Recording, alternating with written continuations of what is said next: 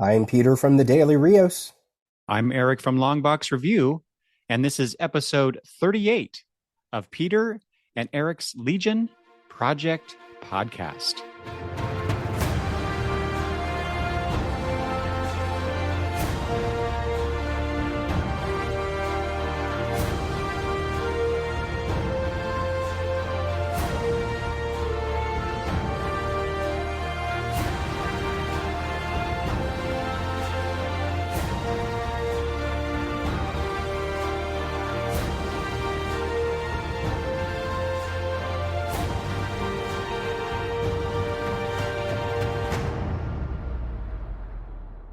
Hello and welcome to the big 50th episode of the Legion Project Podcast. I am your host, Eric. And I'm Peter. And Peter and I are here to celebrate this big episode 50, to discuss issue 38, not to confuse the numbers and all, but of the third volume of the Legion of Superheroes, this most auspicious of issues, Peter, where we learn why Superboy is the greatest hero of all. This is a big episode for us. We're doing legacy numbering. We're wrapping up our 5th anniversary. That's right, because we are recording in our anniversary month, this episode 50, that was always the plan. Of course, I think we wanted to do it earlier in the month, but whatever, we're here. We're doing it. We got it. Episode 38, but when you include our Tales episode, this is our big 50th episode. We're not going to try to redo our numbering from here. We're still going to do Tales episodes. We'll still number our Legion episodes per the issue that we're discussing, and we're still going to use the Tales. So we're not quite going to do the whole legacy thing where we revert. And next episode is not going to be episode 51, but it is. But it is technically. Yeah, we're not going to marvelize our podcast. Right. So it's enough to celebrate this. Everything just kind of merged together. Some of it was forced, but we managed to merge together. 5th anniversary, 50th episode, Legion of Superheroes 38. I mean, we just had to do it. We had to. Yeah, it was a great plan. This is all Peter's doing here, by the way. So. Like the time trapper, I plucked and pruned and moved things around, and oh my God, yeah, very manipulative like that. So. I can't wait until we discuss that aspect of the story because, oh my God, I was furiously taking notes and stabbing at my keyboard in frustration and anyway, this is going to be fun. Yeah, our last episode was 3 hours. So oh God, yeah, we'll see where this one rolls. Well, we do have the 2 issues to discuss and connecting materials. So yeah, buckle in, folks. Yeah. You have to commemorate this special episode. Do you want to let listeners know what you're willing to provide for them? Yeah, I came across in my comic book purchasing, actually some months ago, I came across a collection of the Legion of Superheroes, The More Things Change. This collects issues 7 through 13 of this volume. And so I thought I would offer this up because Peter had done this. He found the first volume, and we gave that away to one contestant, one listener of the show. I now have this second volume. I honestly really thought long and hard about parting with this, Peter, even though I don't have the first volume of this series, but it's in pretty good condition too. I'm pleased to say. But anyway, this is up for grabs for any of the listeners who what we've done in the past. They just emailed and say, hey, I want the issues or whatever, right? Yeah, the Legion trade. Here's my entry to possibly win the Legion trade. I mean, it's just really that simple. Yeah. And then we'll of course randomly pick from those folks that submit an email, and I will ship that off to you. We limit that to United States, right? Yes, although I think I think Troy was in Canada, so I did send that. But Oh, no, I okay. mean, it makes sense. You know, the costs for international are crazy right now. They really are. They used to always be high, but now they're really high. I did not realize that. Okay. Yeah. So, um, which is unfortunate because I find international buyers have a lot of interest in these printed, whatever they are, comics Mm. Hmm. because of where they are. But the cost for shipping, whew, it's a lot. And are things still getting stuck on boats? My stuff that gets to me has been getting to me, but it's all been, in country. So I don't Mm-hmm. know. I don't know what's going on. So anyway, Anyway, so you if you are in the United States or Canada, I suppose, since we did that once, send your email to longboxreview@gmail.com or Peter at thedailyrios.com. and then we'll put your name in the hat, probably a literal hat, because that's usually how I do it, and we'll get a winner announced in a future episode. Yeah. And these are way out of print trades. Mm-hmm. They have not gone back to try to redo this series. I used to always think that they've gotten fairly far into New Teen Titans and New Titans. I mean, that's up to like 14 volumes. Yeah. It's almost up to, in fact, I think it is up to right before Perez comes back to the book. Oh, yeah. For when it changes over to New Titans 50. So I don't know if they're continuing on, because they would have to rename it unless they just kept it New Teen Titans. Yeah, I came across some sort of reference about that and how I guess the supposition was that they wouldn't continue because of that. But I'm like, but Paris comes back. What? Why would you not do that? Why wouldn't you continue on? You're only at issue 50. You have another, 80 issues to go. You might as well do it. So I was thinking that because they did that maybe somewhere down the road they would think, okay, let's also do Legion. It's a no-brainer considering how popular this series was in comparison to the New Teen Titans at that time. Yeah, but I guess that's what having the app does, right? You have all that information digitally, and if they're not selling, if they don't see numbers, that's true. Why would they print it? But so this particular trade is I don't know if it's of value, but it's certainly, I don't want to say rare, but it's not out there, Mm-hmm. So, and I just looked it up. It has a copyright year of 2008. Yeah. So there you go. Big contest for episode 50. I think that's it for the preamble, right? We don't really have much. Eric and I are not going to exchange gifts or anything like that. This is our gift to you all. By the time we're done with this storyline, we might have 6 hours just devoted to this one 4-part monumental, course-altering story forever and ever. Amen. Well, and just 2 actual Legion issues. So yeah, that's interesting. Because quite honestly, there's maybe I'm jumping ahead a little bit, but there's really not that much meat to the non-Legion issues for this story. I mean, there's like chunks of things, but as a whole, the Superman issue and the Action Comics issue, I don't feel like they contribute much to the overall story. Okay. Or too much to the overall story. So okay. To me, the real meat of the story is the Legion issue, especially this one, issue 38. Cool. All right, we're going to follow our same format. We're going to do part 3 first, which is Action Comics 591. Probably one of the first times. There might have been one other Legion Project episode where maybe we talked about another issue before this. I know we did an annual first, but this might be the first time we actually are waiting to talk about the Legion. Oh yeah, issue. I know, right? When I was thinking about this in terms of getting into it, I was like, oh yeah, we got to start with Action Comics 591. That's right. So weird. Yeah.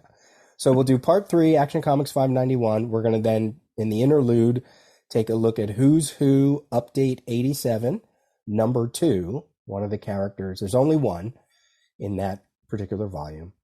And then we will do part 4. We'll wrap up in the second part of this episode with part 4, Legion of Superheroes, issue number 38. So let's jump in. Let's do it. Action Comics 591. Take it away, Eric. All right. This, as Peter said, this is part 3.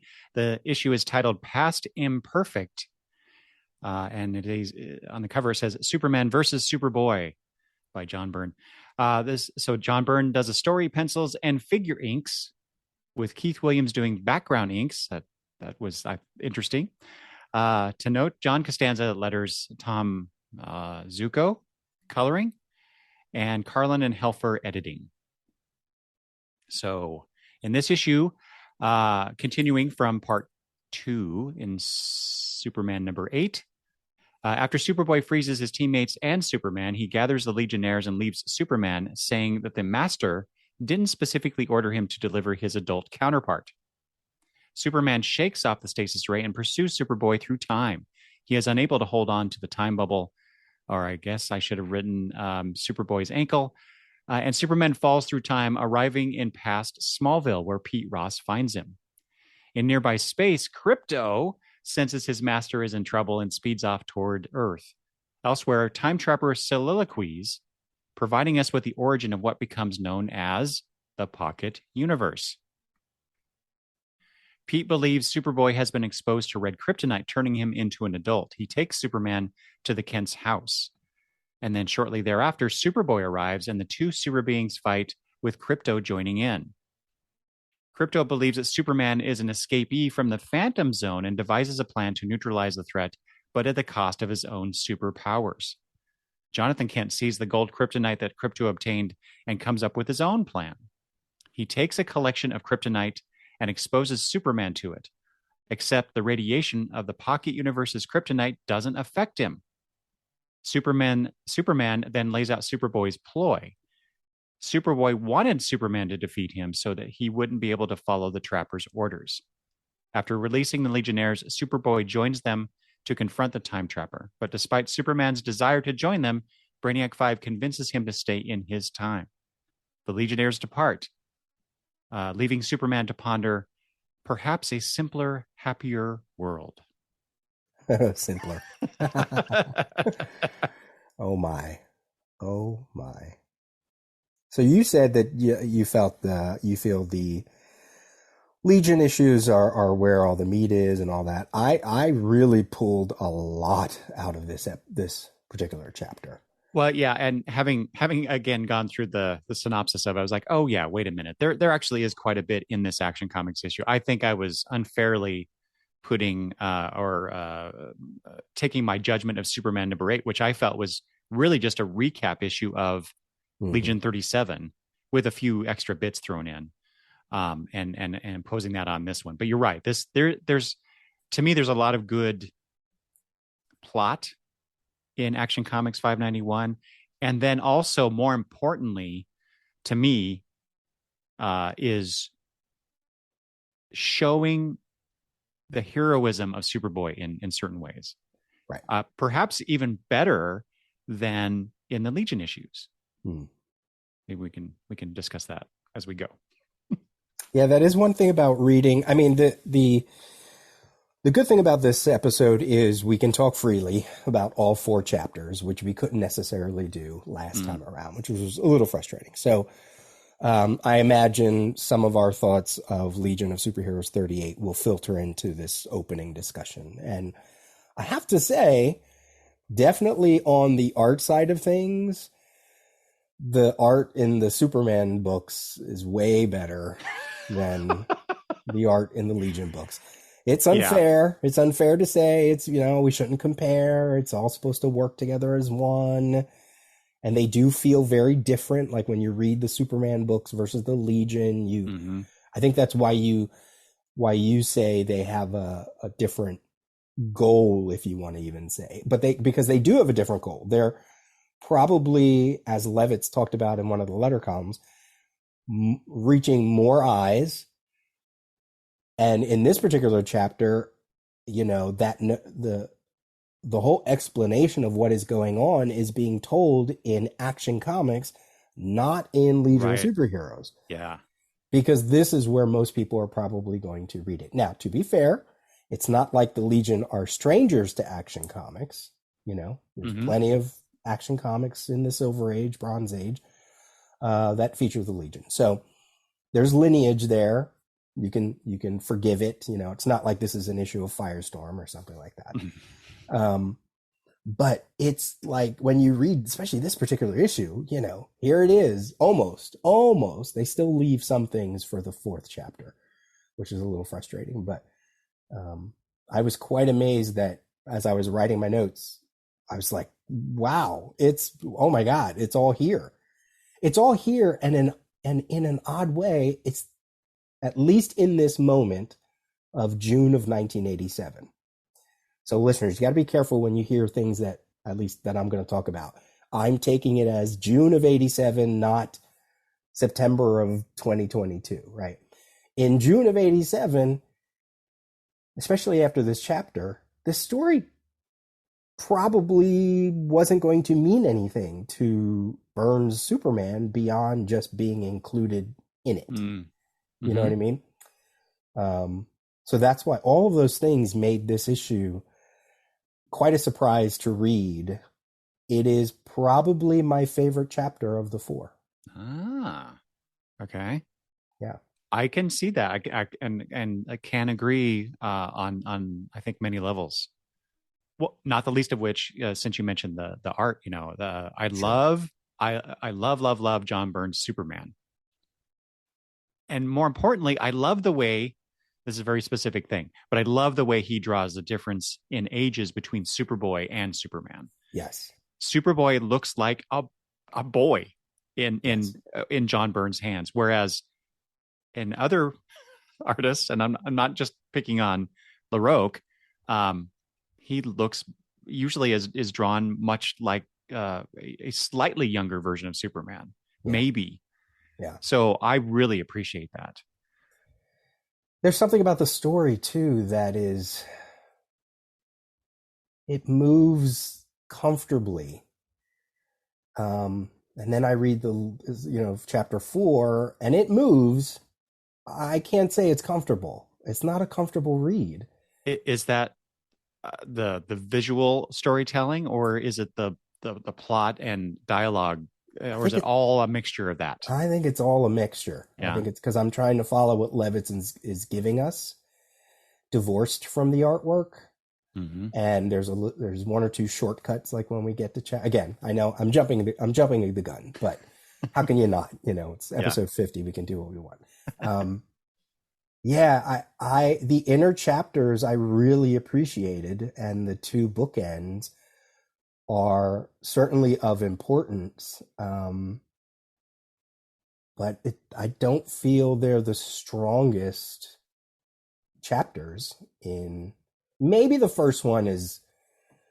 I might give the first one a slightly better nod than the fourth one, when I compare the two Legion issues, which seems so odd, because here it is, I'll show up, I have my original copy and then I found another copy along the way. The cover is fantastic. We'll talk about that later. Legion of Superheroes 38 is a monumental issue. It has historical value. It even means something for the next time we reach Legion of Superheroes issue 38, and it's like, and I read it this time mixed with this second chapter, which I did a second, third, or fourth read. The third chapter. And since we're talking about action, I was like, I like this chapter. I really like this chapter. Yeah. Yeah, there are two, well, there is an aspect that is carried from this Action Comics issue into Legion 38. Specifically about Superboy that I wanted to talk about. Cool. And thinking about it in terms of how it's portrayed in Action Comics versus how it's portrayed in Legion, well, I think I have to agree with you. I think it's much better expressed in Action Comics, and I don't know how much we want to get into it, but it's just showing the heroism of Superboy. Right. and that emotional resonance that you get, or at least that I experienced reading through this. Um, so yeah, I'll be I'm very interested in hearing, your reaction to that aspect as we Yeah. go through these two. Yeah, and that comes in later in the third chapter. So we have plenty to talk about before we even Mm-hmm. probably get to that. So, Mm-hmm. We could probably spend 2 hours on time traveler stuff, Peter, oh if my we God, if we really wanted to. God, I have no idea where this conversation is going to go. Um, what did you think? Or no? Does that wrap up your general thoughts for Sure. 591? Yeah. Yeah. Yeah. We can get into the particulars. Well, what did you think of the cover? I love this cover. Right? So Just good. that it reminds me. Well, I'm trying to remember. Yeah, it kind of reminds me of. I think we mentioned this already, but some of those DC Comics Presents issues. They're just. It's just so dynamic with Superboy punching Superman. We have a dialogue box on the cover, which those are becoming increasingly rare in this era, and even into today of comics. And so, just and then you got that also featuring. I like it. Also featuring the Legion of Superheroes and Crypto, who gets a logoed um, uh, uh, spot on Mm-hmm. the issue, right? So Mm-hmm. making a lot of importance on Superboy's past or Superman's. Well, oh God, how do we refer to this stuff? This Boy, in my notes, it's boy and man. I don't even write super anymore. It's boy okay, and man, boy versus man. but which is somewhat ironic, perhaps, considering what Byrne did to Superman's past. So anyway, I thought that was really interesting. But yeah, I love this Action Comics like cover. Mm-hmm. Feels very Silver Agey in many Yes, ways. yes. And I wrote here, I didn't really do the research, but this might be Crypto's. Um, this I think the last time we saw Crypto was in Whatever Happened to the Man of Tomorrow. I think. I didn't Mm-hmm. really do a deep dive. Once we got the Byrne books, there was no Crypto in those books, but I don't know if he showed up. Like, I'm sure he showed. I know he showed up in Who's Who, but that might have been before the Whatever Happened to Man of Tomorrow. In actual DC continuity, the only place I can imagine he would have showed up was Legion of Superheroes, and he hasn't. So this might be his first appearance since Whatever Happened to the Man of Tomorrow, and that's an imaginary story. So I don't even know his true appearance prior to that. Again, I didn't do the research. There's plenty of places you can go online and find out. So. Well, and is this the quote unquote true Crypto given the whole pocket universe aspect, Sure, yes. I mean right? I think that's the big answer to all of this. Yes, this is the real Superboy and it's the real Crypto in pocket universe terms. Right. Mm-hmm. Right. Right. Which post crisis we're meant to accept that is the only Superboy version that existed outside of Superboy Prime, but where the Legion Mm-hmm. is concerned, this is the explanation we're going to get in this Right. issue, in this chapter, and the next chapter. Mm-hmm. Yeah, which we'll Mm-hmm. have a lot to discuss about, I'm sure. Yeah, and Crypto looms large in my appreciation for this particular issue as Yeah, well. So I'll get to that as we get into the story. absolutely. Should we just go scene by scene? Sure. You want to try that? Let's try that. So we'll see where this takes us. So the first scene picks up right after chapter 2, where Superboy has put the Fantastic Four, I mean the Legion of Superheroes, in stasis. And I love what he says here. Same thing at the end of chapter 2. I have no choice, Legionnaires. You must die so that the whole universe can live. That is an element we're not going to find out till chapter 4. Exactly what the deal was, exactly what that means, blah, blah, blah, blah, blah. But what we get is Superboy meeting Superman. Boy meeting man. Noticing the similarities, noticing the differences. And Superboy whisks the Legion away. And our Superman manages to shake off the stasis field, tries to travel. This is all, as you mentioned in the synopsis, the great sequence, tries to catch up to Superboy, can't, and flies through the time stream, which we'll see where he lands in a second. So as far as pages 1 through 4, let's talk about those pages.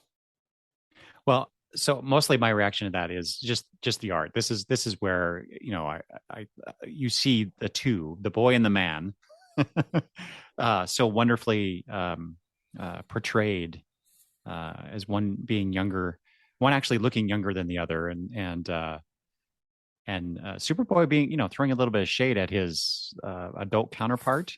In what What is way? uh, you're not the Superman I'll grow up to become. That's obvious. So what? How is that obvious? I think possibly I'm reading into it. The facial there could be some facial differences. Certainly body type, but that could just be youth versus age. Right. Which is why I kind of discounted that.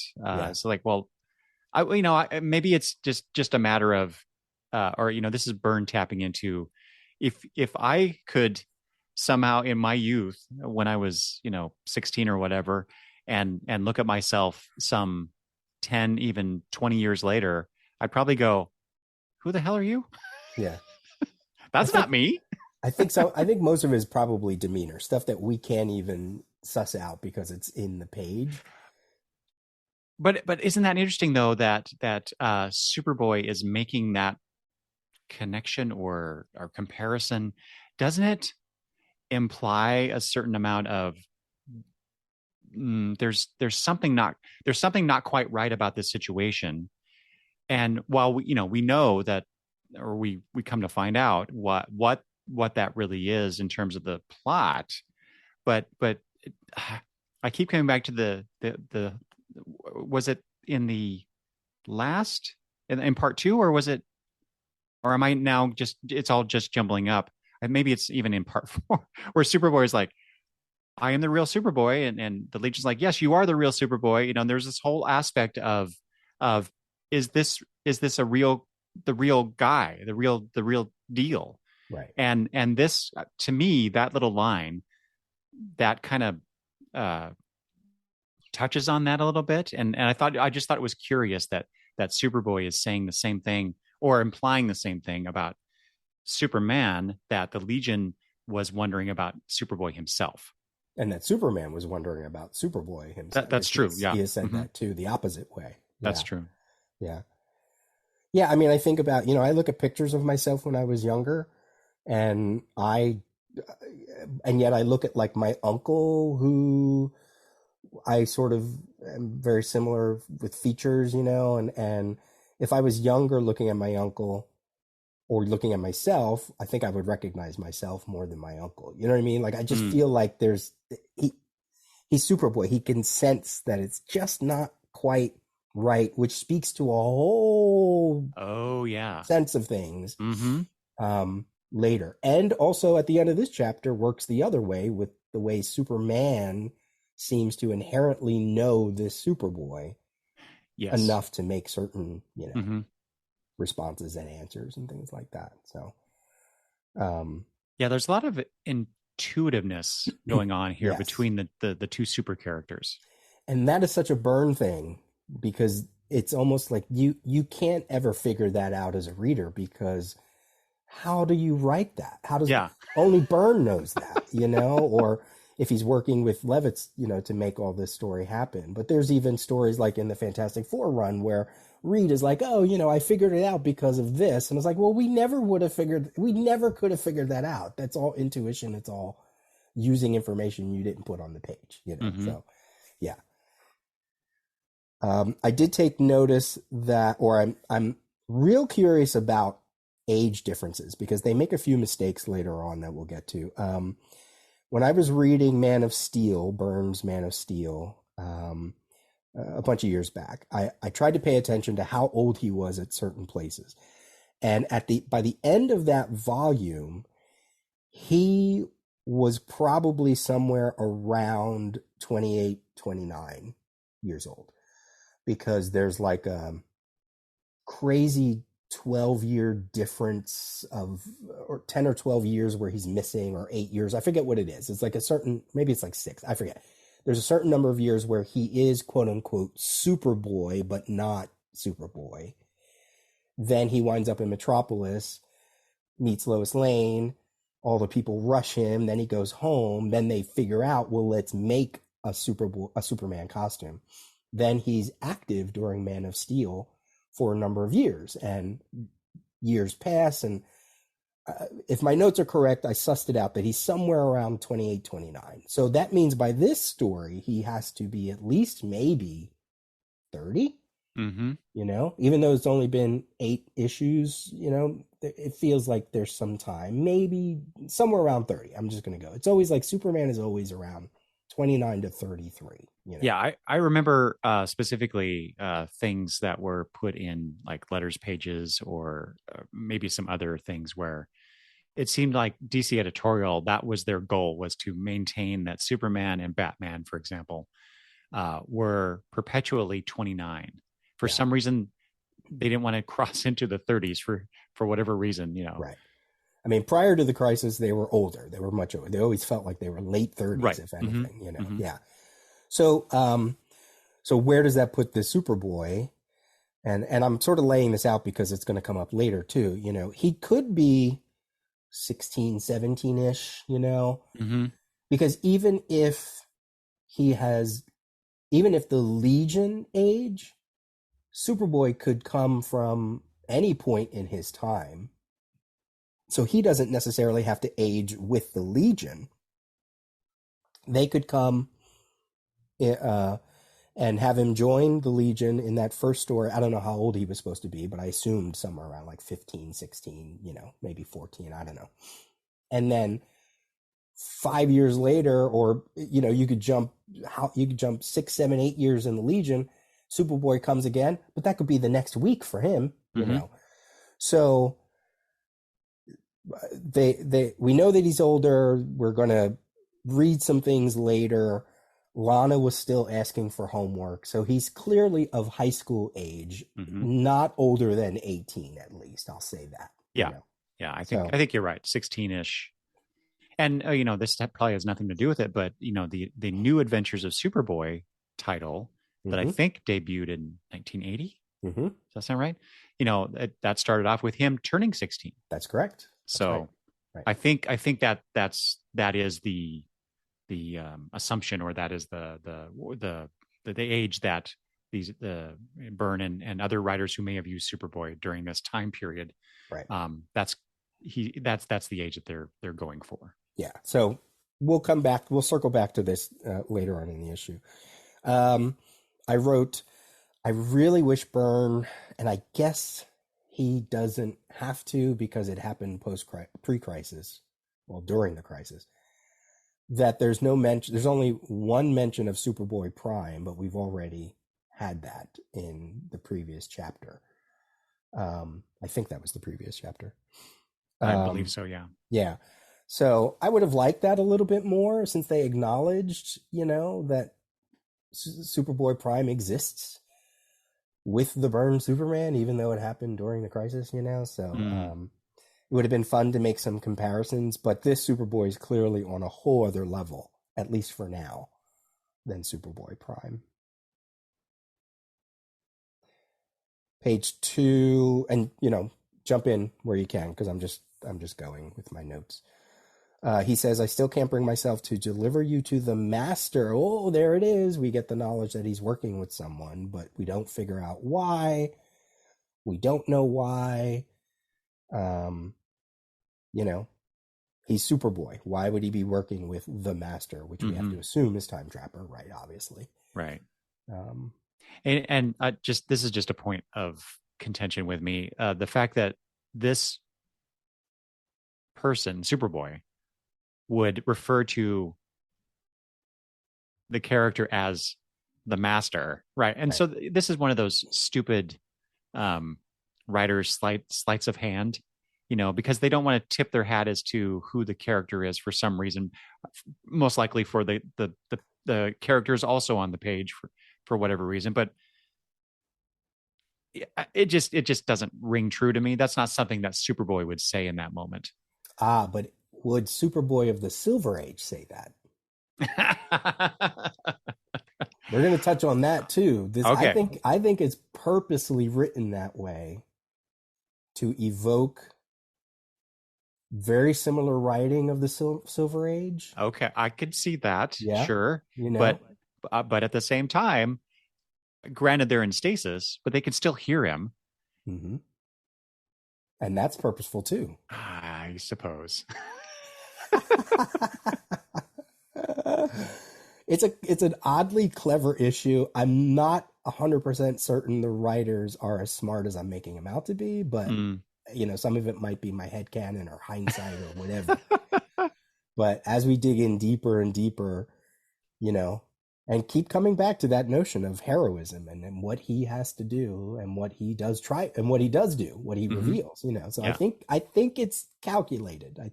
I actually appreciate it on that Yeah, level. I agree with you. It is calculated. I just think that the writer is maybe patting himself on the back a little too much with that one.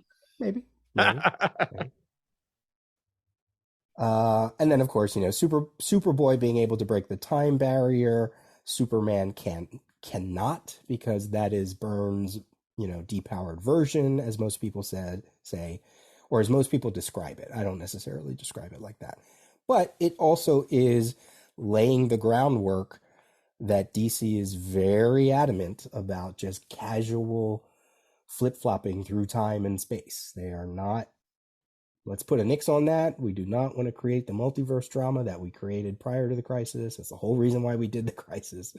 So having a Superman that can't move planets and can't fly through the sun and can't fly through time makes sense. Mm-hmm. Yeah, I remember when I first read this, years and years ago when it first came out, and this out of maybe it's hard to say because it's been so long since I've read the Superman series as it was coming out then, but perhaps this issue more than the previous issues of Superman that I was reading, because I was not reading Action Comics at that time. Mm-hmm. At the same time, seeing how he deals with Superboy here as they're traveling through time on page, what is that, 4? That really hit home to me, that notion that you just described. Like this Superman is not the Superman that I was reading just a few years prior.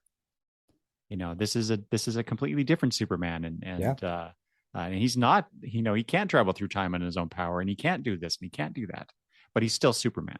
Right. He's easily hurt by, Sonics at this point. More characters can stand toe to toe with him. He can't fly out into space unaided, completely unaided. Mm-hmm. Yeah. Mm-hmm. Yeah. And it's just fun to see the rainbow effect, the very Silver Age rainbow effect of, it's like, again, what I said before, they still want to keep these Silver Age elements up against a modern Superman, and it is such a clash, especially when you see his face just getting ravaged by. Mm-hmm. That is so awesome. That is such an awesome panel. Yeah, that's probably the most ugly looking Superman that I think I've seen John Byrne draw. But it's so effective for the reason you stated. Yeah, I love that too. And that whole rainbow effect as they travel through time, they've continually done that in the Legion books as we've seen them travel back and forth through time. So I like that continuity that they're keeping with. We're constantly we're still holding on to everything that surrounds Superboy. We have to, because that's the whole point of the story. Yeah. Yeah. Speaking of Smallville. Mm-hmm. So Superman winds up accidentally, at least we think at this point, into Smallville, only seconds from where Pete Ross last left the Legion. And because it's only been seconds for his time. And he sees Clark, although what he thinks is Clark, anyway, in a ditch, burning red hot. And I'll include the next one. And then we get an interlude with Crypto chasing a very Silver Age Crypto who can think and think in, thought bubbles and is out chasing a comet in space. I love that. I love Yeah. that scene. I love Crypto in this issue. This perhaps more than anything else in this issue, Peter. What happens with Crypto here just fills me with a lot of joy and sadness. Oh, yeah. More than perhaps anything else in this whole story. So, what do you make of these 2 pages here? Anything? Did you pull anything from this? Well, just in terms of plot, it's how convenient that Superman arrives mere seconds after the Legion left, from Pete Ross's point of view, right? And just able to continue the story from that perspective. It's just like, okay, it's one of those conceits you just kind of have to accept. Or, is there something else going on here that we're not quite seeing on the page? Because obviously you can make the implication that maybe Superman didn't quite just slip off at the right time. Maybe Superboy shook him off, or maybe this is something to do with the time trapper. Right. But here we are. Now, are you saying that because we're not at that part yet, or because Superboy does reveal that is what he did later? Yes, but we don't see how it's done, I guess. Sure, right. In the sequence. Right. Yeah, that makes sense. You could probably surmise, but again, yeah, there's not enough clues just quite yet. Right. I think it goes back to what you were saying about, Byrne just kind of doing his shorthand, right, just to continue the story on. Yeah. Another mistake, though. Pete again is talking about how he says, "This is dangerous. If Superboy knows I warned the Legion about his attack on the others." That is not what Pete Ross did in Legion of Superheroes 37. Right. He said a monster. He said something he didn't know. So it's a little bit of a mistake. Or I guess you could retcon this, Peter, in that he didn't want to, he himself did not want to express that he thought it was Superboy, and so he uses monster as a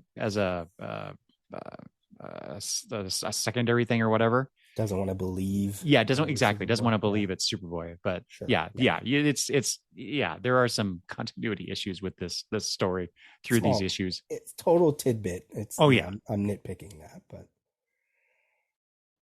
great sequence with Crypto. I mean, I don't really have any notes on it other than it's a complete Silver Age nod to the character, including this whole suddenly, yipe, my master is in danger. I can sense it. Yeah. It's just like, I love this dog so much. And again, I mean, but that's how they rolled, right? Like the stories didn't have to make sense. You only had to, that's all the explanation you needed. Mm-hmm. I can sense it. Well, of course you can. You're Crypto. You're a powerful Kryptonian. It's not unheard of for Superman to constantly have Lois Lane or the Kent's heartbeat in his ear, right? Or have his ear to them if they scream. So totally makes sense. So are we going to get into the meat of this? Because these next 3 pages are what I really focused on in my notes. Yeah. 7, 8, and 9, we are back to the Time Trapper's lair, and we get exactly, because all he does is talk to himself.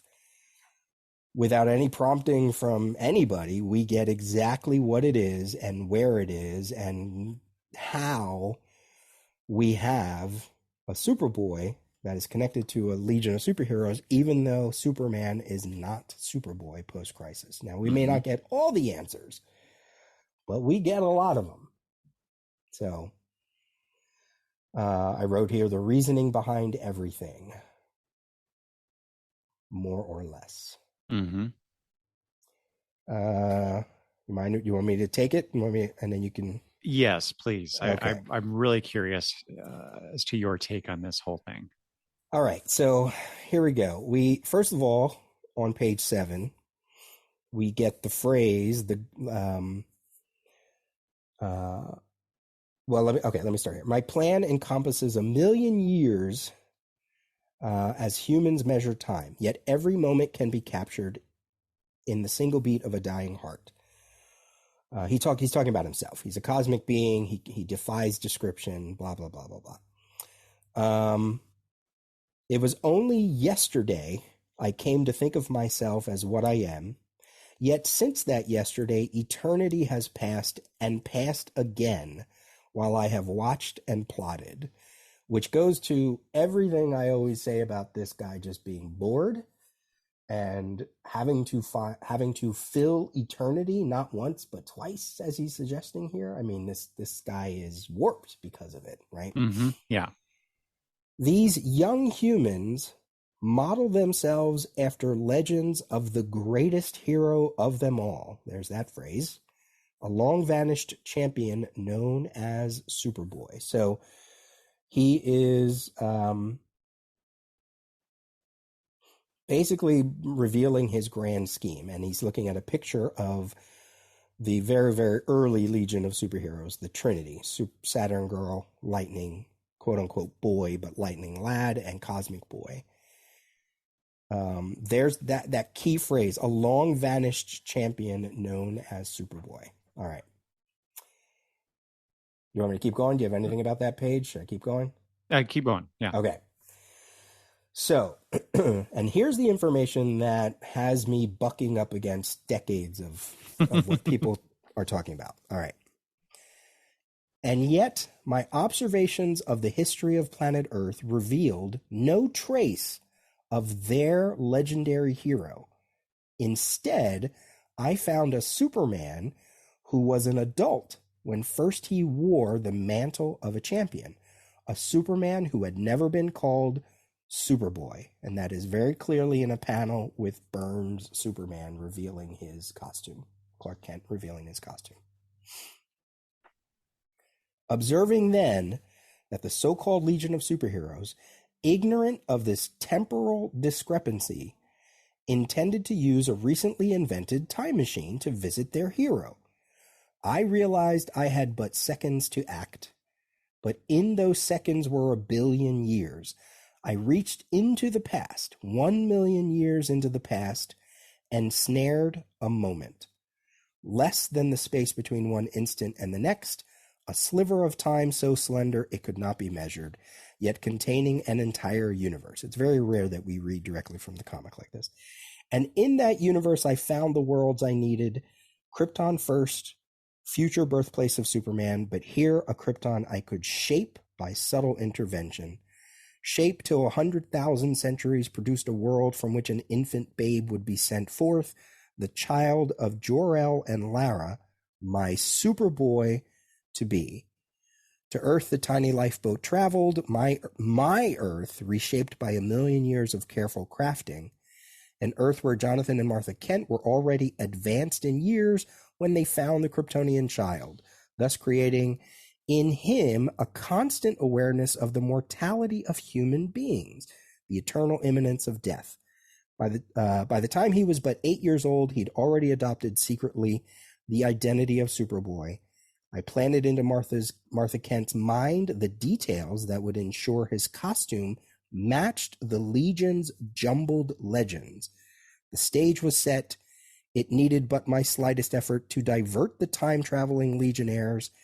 Each time they thought they journeyed to their past, in truth, their vessel took them to my pocket universe.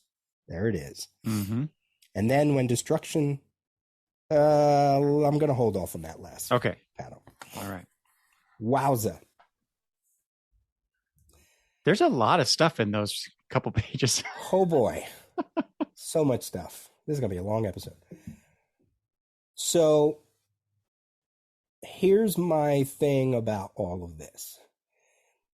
The jumbled legends thing is I love that concept because as one of the letter column writers wrote previously, They wrote it about issue 37. They say here it was in the letter column for Action Comics, for this Action Comics. It was in Action Comics 595. How could the Legion be victims of inaccurate history?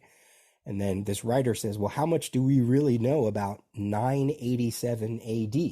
Mm-hmm. You know, and to a point, another writer says the Legion of Superheroes wanted to meet the Superboy that they wanted to meet was actually the product of centuries of exaggeration towards the Superman legend, developed in the same way as our myth about young George Washington and the cherry tree.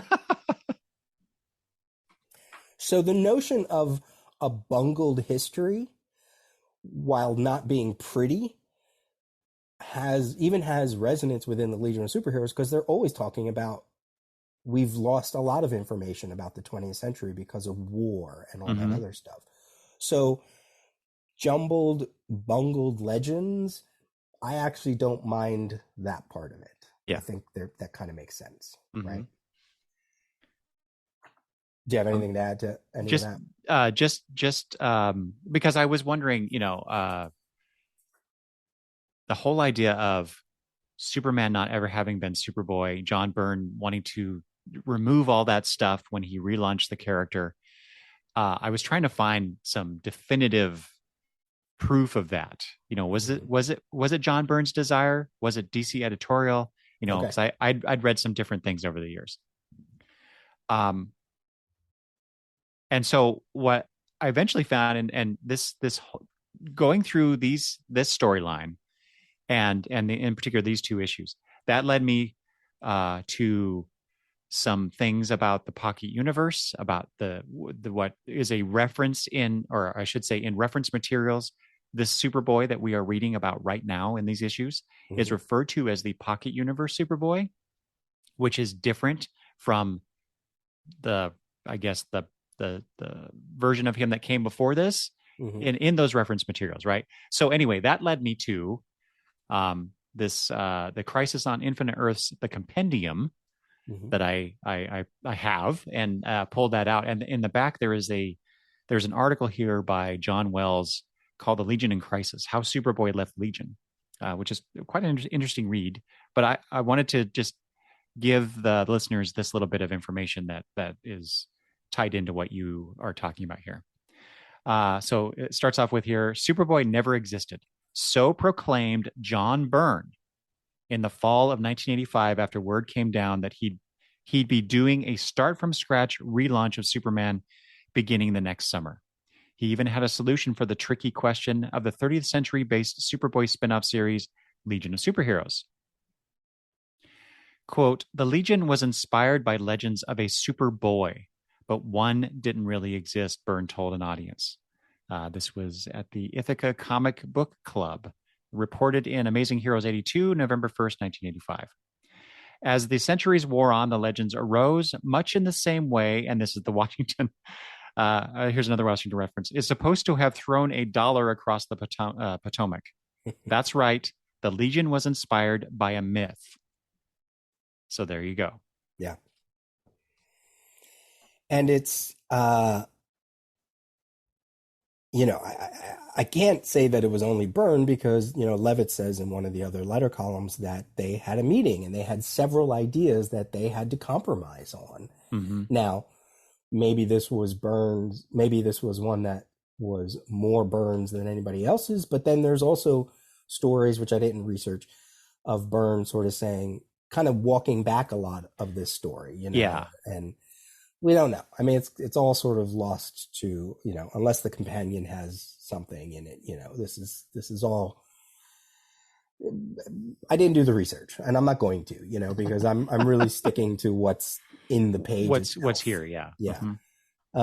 So that's an interesting notion. To start there, we've been talking a lot about how they're making sure that readers know that none of this is imaginary. None of the Legion's history is going to be negated, So that doesn't negate anything.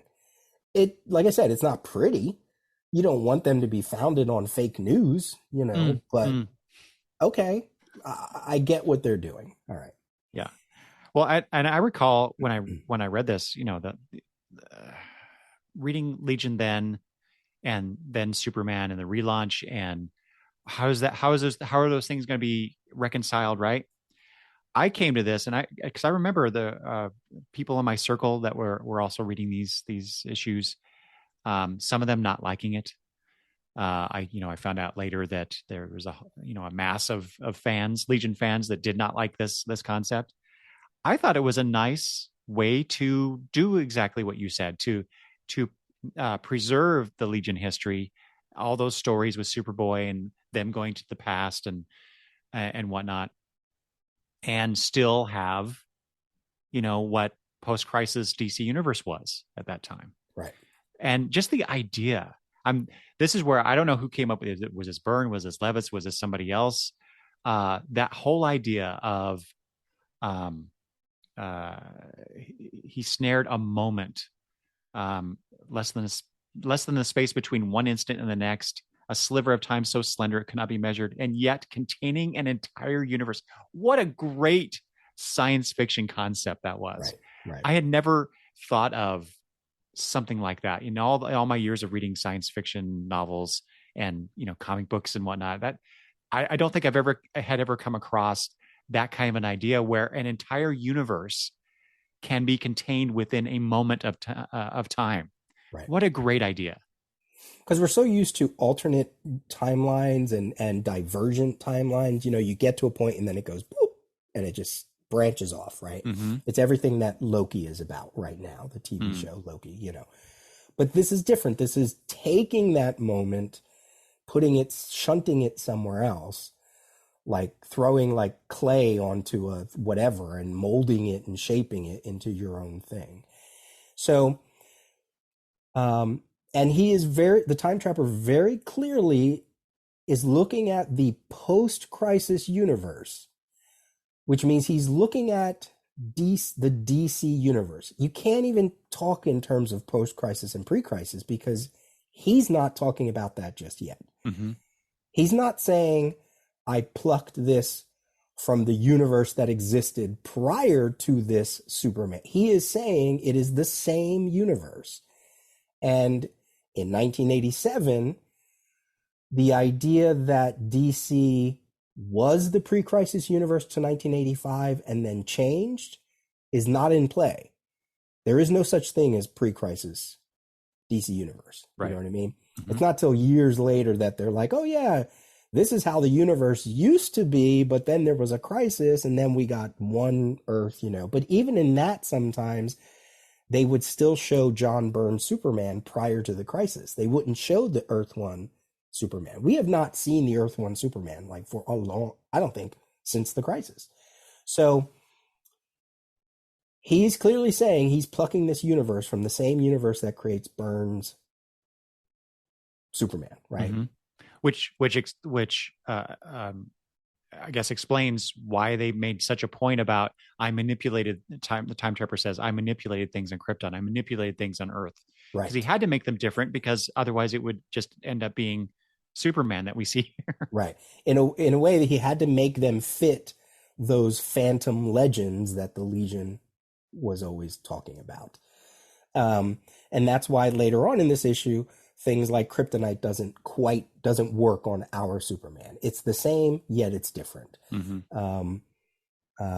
It's why he says the Kents are the same but different. All these things are the same but different. They resonate differently. So just to focus on that notion for a little bit about the pocket universe, specifically being from New Earth or post-crisis Earth, there are several places online, including like the DCU Wiki and other places where it says here, and maybe it's just the way they word it, but they say the Pocket Universe is a singularly created universe that was developed by the Time Trapper as part of his scheme to control the Legion of Superheroes after the Superman of Earth 1 was folded into the New Earth reality due to the effects of Crisis on Infinite Earths, resulting in a new history in which he had never become Superboy. Okay, I think that's clumsily worded. Mm. However, this is where this is where I don't think it's clumsily worded. I think they're wrong.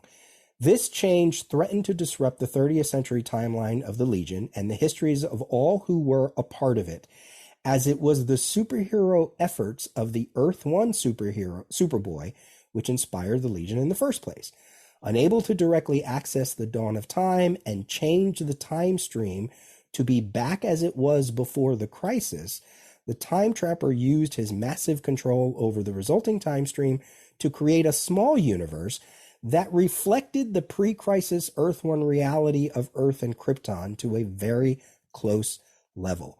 With that Earth created and Superboy developed almost exactly as in the Earth One reality, the Time Trapper routed the Legion's time travel machines so they would always be shunted into the pocket universe rather than their own Earth, which, to reiterate, now had an altered past because of the crisis. Wrong, wrong, wrong, wrong, wrong. As far as June of 1987 is concerned. Right. Now maybe they're folding in other histories, but I don't know. There's a lot more Time Trapper stories we haven't read. So, but I read that and I was like, no, that's wrong. According to this issue, there is no Earth One universe. It is only, there is no alternate timelines. There is no time traveling. DC is trying very hard to say 1985 comics don't exist anymore. From 1938 to 1985, they don't exist. So I just want to keep that in my head as we go beyond this episode, that the Pocket Universe was born from the New Earth post-crisis Earth universe. Done and done. Mm-hmm.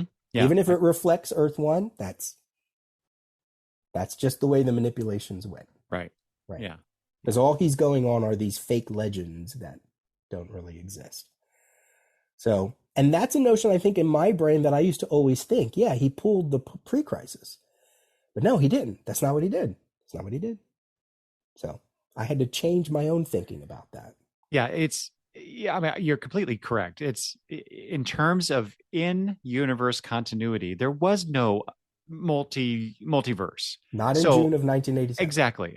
Right. But yeah, we fans trying to fold all this stuff in together and getting it confused to one. I can completely understand why it was written that way. Sure. But yeah, based on the evidence of this story. Right. Yeah, you are correct that this is not, there is no Earth One equivalencies here. No. But metatextually, sure, that's what we have. Right. We have quote unquote Earth One, right, pocket Earth or whatever. And it's, we're not going to get those metatextual writers yet until Grant Morrison in Animal Man, and then later stories. That's later. Later. As of now, DC is hardcore. Boy, that Iron Curtain of time is really up for them, and they're like, it ain't happening. I have a question for you before we move on to the next thing, if that's where you were going. Sure. No, go ahead. What did you make of that bit of dialogue from Time Trapper referring to the older Kents, thus creating in Superboy a constant awareness of the mortality of human beings, the eternal imminence of death? I didn't make anything of it. Is it to maybe put in a suggestion that these are frail humans so that he can use that against Superboy later? Like, to always expect their death, time isn't. Well, and that's the only thing I could think. That was just it's such an odd detail to throw in at this moment, unless it's supposed to somehow connect to what comes. Well, really just the motivation of Superboy, why he's doing what he's doing. We'll get into the details of that later, I guess. Right. He wants to desperately protect these people. I mean, that was a notion for the whole Superboy thing, right? Going to the Legion of Superheroes, they never wanted to tell him what happened to the Kents. Mm-hmm.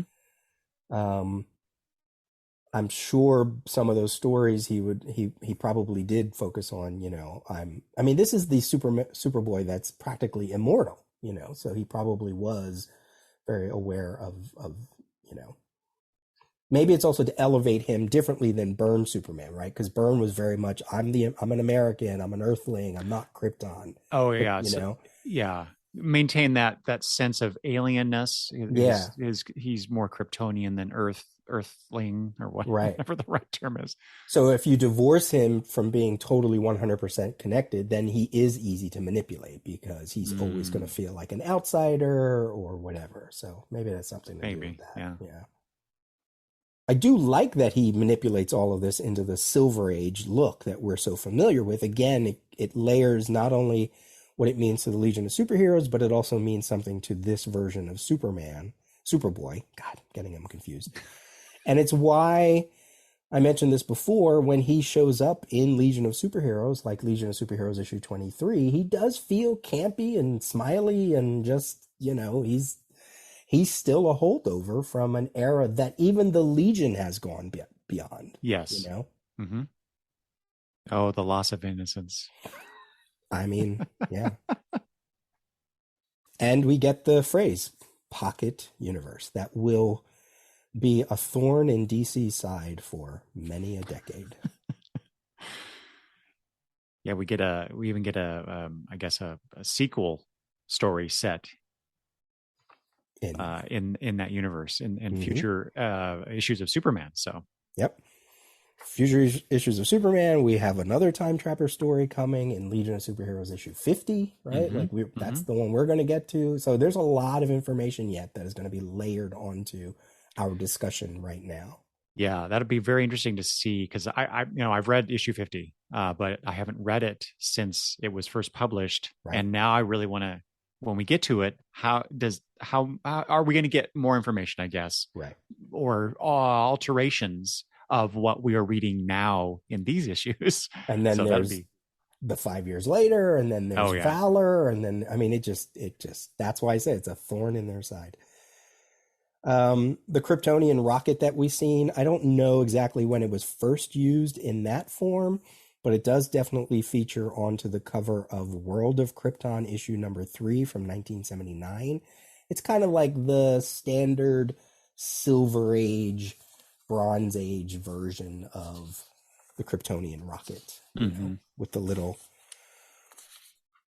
I don't know what they are, fins or whatever, the little point at the tip and all yeah. that. That nose, the nose on it. Yeah, that's such classic Silver Age, space age rocket type stuff. All right, do you want to go to the that last panel on page 9 now? Sure, let's do it. Because this is where I was like, okay, This is where the title Past and Perfect really comes into play. yeah. If you don't mind, I'll just read that Go for it. panel. Yeah, because that's the last thing with Time Trapper on this in this sequence. And then when destruction, and this may be okay, I'll just read it. When destruction threatened all realities, even mine, outside forces combined to set up for me the moment when young Superboy could be turned to my desires. And with that turning came the final assurance of success. The Time Trapper shall now rule eternity. With a great I love this negative image style drawing of Time Trapper with the hooded Time Trapper in his face. All you see is the whites of his eyes and the whites of his inside of his mouth. Yeah. The teeth and the spittle, and that's just a wonderfully simple and evocative image that Byrne has thrown in here. Yeah. I'm not gonna lie, I miss Giffen's version from Legionnaires 3, or Oh yeah. Ernie Cologne's version, I should Mm-hmm. say, but really Giffen's version ultimately. Mm-hmm. This one looks a little too much like, almost like Chthon, or whatever that character's name is from Marvel, or like one of the demon characters. It looks a little too much like that to Oh me. sure. Yeah, Yeah. but I will counter that with given what we just learned from Time Trapper about his abilities to create an entire universe out of a slender moment of time. This to me the way that that Byrne is portraying him here physically, he really comes across as a cosmic being, Yes. right? And that changes for me a little bit. It kind of changes Time Trapper. And there's more details to come about the other versions of Time Trapper that we've seen in the past, Right. which I thought was another great retcon. Yeah. So I know I really, given, like I said, given the what has been revealed here, I this is a really interesting newish take on Time Trapper that I appreciated. Yeah. But with that comes some nagging questions Okay. on What do you my part. have? Well, okay. So first of all, when destruction threatened all reality, so he's referring to Crisis, Correct. right? So all realities. So doesn't that imply, Peter, that he is aware of the multiverse? Mm-hmm. Okay. So, okay, well, let's table that for a second. And then outside forces combined to set up for me. Outside forces, that implies a certain amount of intent, or am I misreading that? In other words, it seemed like there were I'll just, for the sake of simplicity, beings who set something up for him to do this. I think it's shorthand for, if you read it as, and then when destruction threatened all realities, even mine, this crisis set up for me the moment when young Superboy could be turned to my desires. I think it's really just everything that the crisis was, not only Mhm. just the event itself, but the antimatter cloud, as we're going to find out next chapter. That's true. Time Trapper just basically said, oh, well, here we go. Here's my moment to finally seduce and pull, because all of this stuff that I'm not in charge of, I think, is really what he's trying to suggest. Yeah. Okay. Yeah. I think my biggest sticking point though is that threatened all realities, and I mean all they had to do was change that to the Reality. timeline or something, Right. yeah, or just reality, right? Yeah. Because then you completely um uh not circumvent uh, uh you completely set aside, can't think of the word, the notion of, like, with the wiki thing that you read for us about Earth One, the Right. whole Earth One reality and whatnot. So Now, yeah, to be that was kind of a bad choice on their part, I think. right, it's sloppy. To be fair, there are still other realities. There are still other dimensions. There are still things that That's exist true. that are not alternate realities. That's true. Yeah. So, for instance, like, they were very clear that something like Skartaris, Gem World, you could even make an argument with like Captain Carrot. That's the whole reason why that still more or less existed after the crisis, because they're not alternate Earths, they're not divergent Earths or things like that. They're just other dimensions, other, you can, like even the antimatter universe is technically another reality, if you want to get sort of, That's true. non-technical about it. Mm-hmm. So I think, yeah, it's clumsy. I made a note of it myself and then just kind of said, this is the danger of a post-crisis universe where all the terminology is not quite nailed down. And that's why this story is still a little messy. Yeah. Well, and so, go ahead. I was going to say, this panel didn't make sense to me until I read chapter 4. Mm-hmm. And then when you see where the Time Trapper actually comes to Superboy, it's like, oh, that's what he meant. He used the crisis to make a bargain. The devil made a bargain. Yeah. Right. So, right. Yeah. And to that, so we now get, I guess, the reason why he's done all this, all this shenanigans, the sliver of time, the manipulation of a million years of evolution on 2 different planets. He just wants to rule eternity. Mm-hmm. What? He wants to rule eternity, but the Legion will forever be a thorn, so he has to get rid of that. He has to get rid of the Legion, and this is the way he's going to do it. It's not 100% spelled out. I'm pulling in all those Time Trapper stories that I read way back, like, it's because he says it again in chapter 4, where he wants to dismantle time and he wants to, rule for eternity. But they don't quite make the narrative of the whole reason he's doing it is because the Legion. Where they do make that narrative, and I'm jumping the timeline, is how they change the Time Trapper's approach to the Legion in 5 years later, the reason why Mm, he wants a Legion, they do give him an excuse then. I'm not going to say it, for people who haven't read it, but if you know what I'm talking about. So it's sort of the same thing. I wish they would drop that in here. They do not. So yes, it absolutely is like, that's it. That's all you want is to, yeah. you're not even saying that the Legion will be able to stop you. You seem like an all-powerful being, so this whole story seems kind of stupid because you should be able to Yes. just do whatever you want to do. If a being who can take a sliver of Yes, time and exactly. manipulate millions of years, you can't stop a bunch of freaking teenagers from the future? Right. Now, I will say in chapter 4, there is that dialogue where he does say you were safe in your time. Like he talks when the Legion goes back to their timeline, and he says, "See, here you're safe, but you decided to step out, and once you step out, you're mine." So it feels like he's not all powerful as the writers sometimes make him be, and sometimes not Yeah. make him be. I think that's the problem here is this Right. is inconsistency, not only in terms of his abilities, Mm-hmm. his power levels, but also his motivations and characterization, I guess. It's Yeah. just he is what you said, didn't you mention something about clay, molten clay or Mm-hmm. something? Mm-hmm. That's the time trapper, right? He is exactly what the story calls for him to be.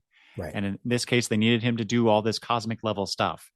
It's the same thing So, as the Infinite Man. yeah. Why couldn't he just destroy the Legion? No, he has to pull people from different timelines. Right. I know it's a conceit that we just kind of accept. It's just, just in terms of a good plot, it's they're Yeah. really stretching it thin for me here. Yeah. I like I said, I guess because of that time trapper deep dive, I can accept it because he's just that way. Mm-hmm. It's like before Thanos became the Ultra Thanos of the Marvel Cinematic Universe and the Marvel Universe, Jim Starlin always wrote his destruction into his character. He was Mm-hmm. a self-defeatist. Yeah, So yeah, I almost feel it's that way with this character, except nobody has ever put it to printed page quite yet. yeah. I totally agree with that. I Yeah. think he, for whatever reason, boredom, he's insane, Mm-hmm. just Mm-hmm. from all that time passing and whatnot, or reasons we're not yet privy to. He just can't bring himself to. Well, he's kind of like, I guess, kind of like Joker with Batman. I think Right. this sounds Or familiar. I think maybe we've talked about this before with Time Traveler. He needs the Legion yeah. to either define him or amuse him or whatever. Right. It all goes back to that Edmund Hamilton short story that he Mm, wrote in that science fiction magazine. The man at the end of time, he's so bored that he puts himself in suspended animation to hopefully restart the universe again. And when he wakes up, there's another last man, him. He wakes up to find himself again at the end of time, kills that man, and says, "Oh, now what do I do?" Like that's how bored he is. So, all right, we really need to keep moving here. yeah. So 5 hour show for let's. for a fifth year. Oh my God. Let's take a couple pages here. So we go back to Pete Ross and what he thinks is Superboy. He says, what happened is this red kryptonite. He's going to take him to the Kents. This gives Superman a chance to look at this Smallville, look at this otherworldly Smallville, to meet the Kents that he kind of knows but doesn't know. And that's where Superboy shows up and punches Superman, destroying the Kent home. And Superman flies past Crypto. Crypto also thinks this is Superboy, but it's not until Superboy shows up. And they have a fight for 3 pages and a panel. And we'll stop there before Crypto does what he does. So here's where we get a chance to get a little more explanation, but then also it is called Action Comics. Let's get some fight scenes in here. Right. Yeah. All right. Anything? Let's talk about this sequence now. Well, I really appreciated how Superman is portrayed here, because he keeps quiet this journey from where he landed outside of Smallville or close to the the edge of town. And Pete's somehow, this young boy is somehow helping support a what I assume is a dense being, right? Right. Anyway, but he's just soaking it in. He's letting Pete talk. He's making observations about the town, like you said. And then, we get a little bit of him thinking about how the Kents look and feel to him, more importantly. Mm-hmm. So I really like this. This goes back to my appreciation of John Byrne's Superman, because I always, reading those issues as I always felt like he was a more thoughtful person, Sure. Right. in that series. And so we get that here. Yeah. He's not just, jumping in and punching things. He's contemplative and observational. Smart. He's smart. Yeah, exactly. There you go. Yeah. Yeah. Smart, but not in that pre-crisis way of right. That's super intelligence. Yeah. The super intelligence makes him like very haughty and just sort of like, oh yeah, well, you mix these dummy. If you mix this chemicals with that, of course everybody knows that. It's like, okay, hold up there, Superman. Right. And yet he couldn't enlarge candor. Right. I love that they mentioned red kryptonite because yes, as of this point in time, there is no such thing as red kryptonite, but there will be. Yep. There will be in several years from now, which I love. This Smallville looks like an idealized version of a typical small town, feeding into this Silver Age narrative that I keep thinking about as I read this issue. And then we get the two versions meeting where, one of them is not in stasis. And again, Superboy standing toe-to-toe to the Superman. You could say, again, Byrne, he's just been sent through time. He's just been, there's a lot going on that the Superman could be weaker than he normally would be. But what I loved about this, it gave me the sense, again, to go back to whatever happened to the Man of Tomorrow and maybe to the title of Past Imperfect, that this is not the way this story should go, right? Everybody's being, if this was a Silver Age story, they would maybe fight, or it just feels off, right? Like, it's like, oh, right, this is a Silver Age story. No, it's going in a weird place, kind of like whatever happened to the Man of Tomorrow, drawn by Kurt Swan, written by Alan Moore. Here's all these goofy characters. Oh, by the way, Pete Ross is dead. And you're like, what? Wait, no, that's not supposed to happen. So I get a small element of that, especially with the Kents, because they're trying to be on Superboy's side and go, oh, we don't know who Superboy is. And Pete Ross is like, yeah, you do. Come on, we know. It's like the mythos they're just exploding and opening up. I love it. Mm-hmm. And in such an economical way, right? Because we got to get past the whole, well, we didn't know you knew, and all, or we don't have time for this kind of a exchange, right? It's just like, well, I know, and then we move on with the plot. So that I thought that was a really nice way to just circumvent that whole what we would normally have is that conversation of, well, I don't know what you're talking about. Right.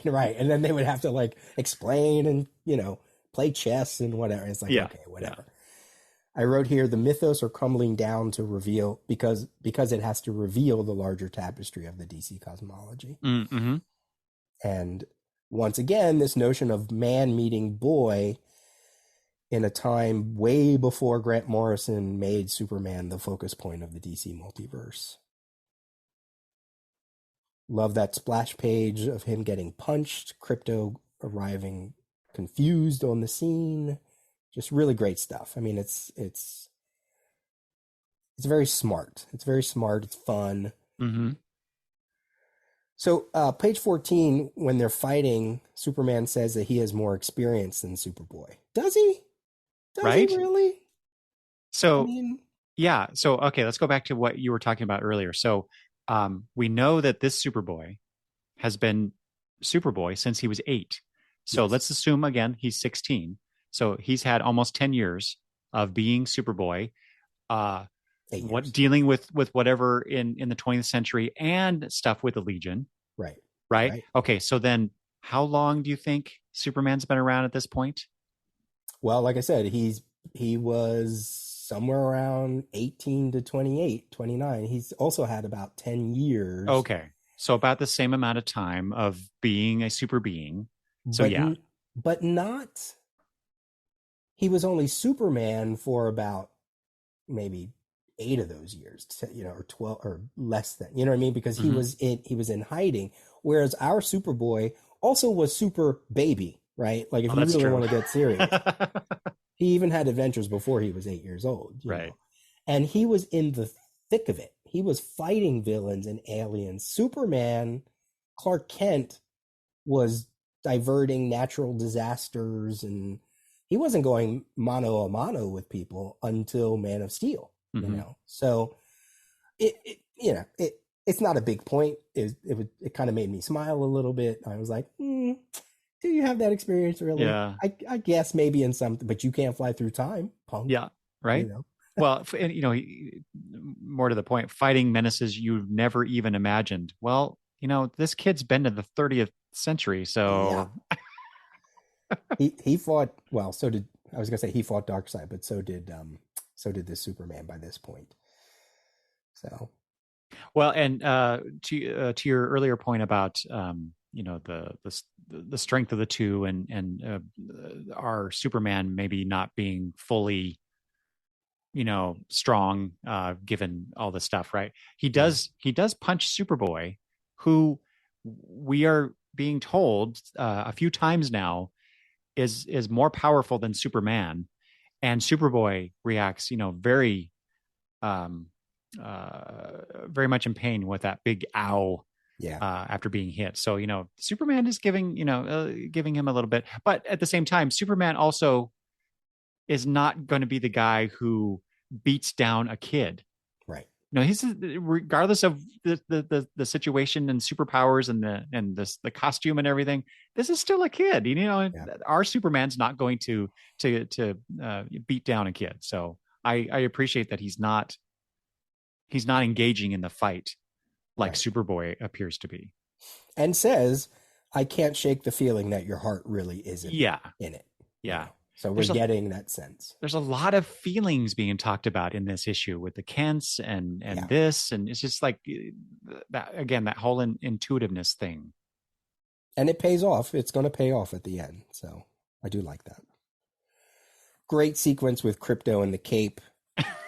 The Silver Age conceit that the cape is indestructible. Yeah, it's tearing. Yep, yep, It's yep, yep.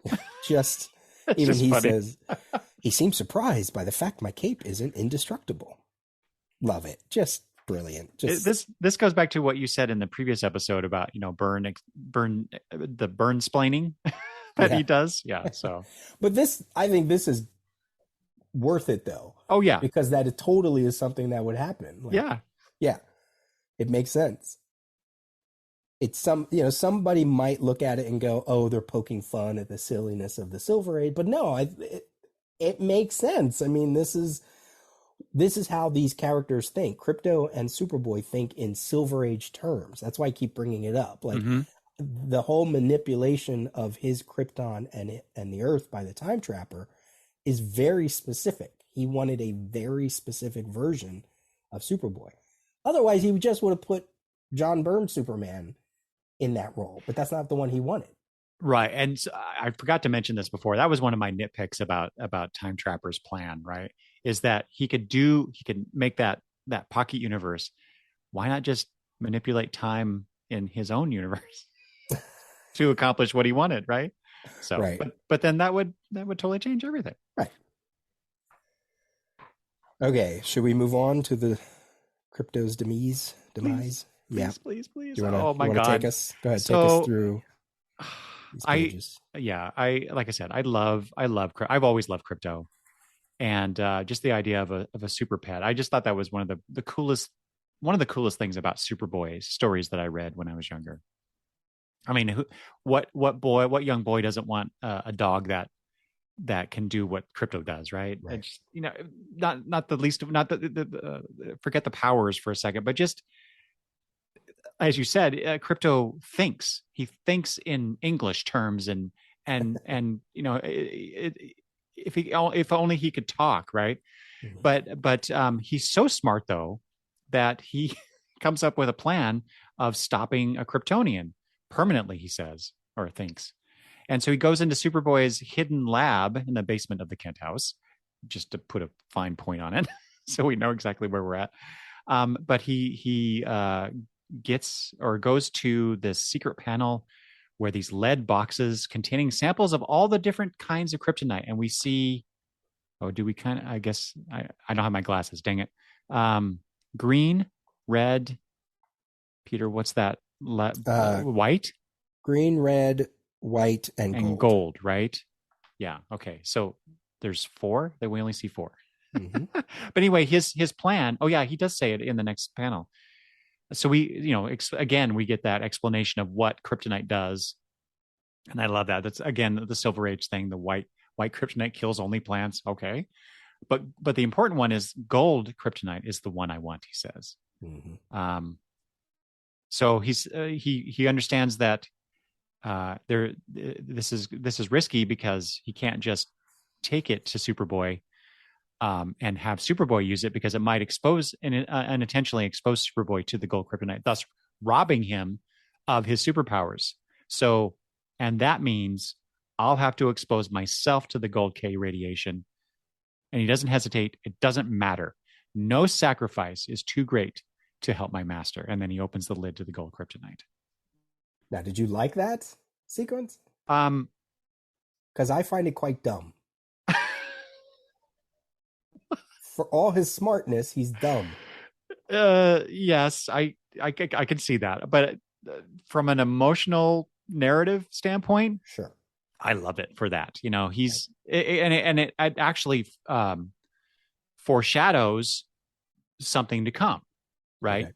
So I like that connection. So, yeah. But okay, so what? How stupid is Crypto? Well, first of all, it's faulty logic, because he says, to do what I have to do what I want to do without a dangerous Superboy, I'll have to carry the gold K out in the open where he can see it. The gold K, the actual kryptonite. The lead container will block his X-ray vision. It says gold K on the just take the thing. And Superboy should be smart enough to, because he, later he does make the one when he sees Pa Kent bring it, he's like, oh, I know what you're going to do. Pa Kent brings a lead container. Why didn't Crypto bring a lead container? Mm-hmm. That's dumb. Yeah, I agree. Dumb puppy. You could make the case, even though it's not here on the page, but he assumes that the Phantom Zone escapee that is Superman will recognize it and somehow use it against Superboy, right? Possibly, sure, yeah. Maybe, yeah. I think Byrne wanted a moment like whatever happened to Man of Tomorrow that Crypto had. That was so sad and so amazing in many ways. I think he wanted one of those moments. Yeah, I agreed.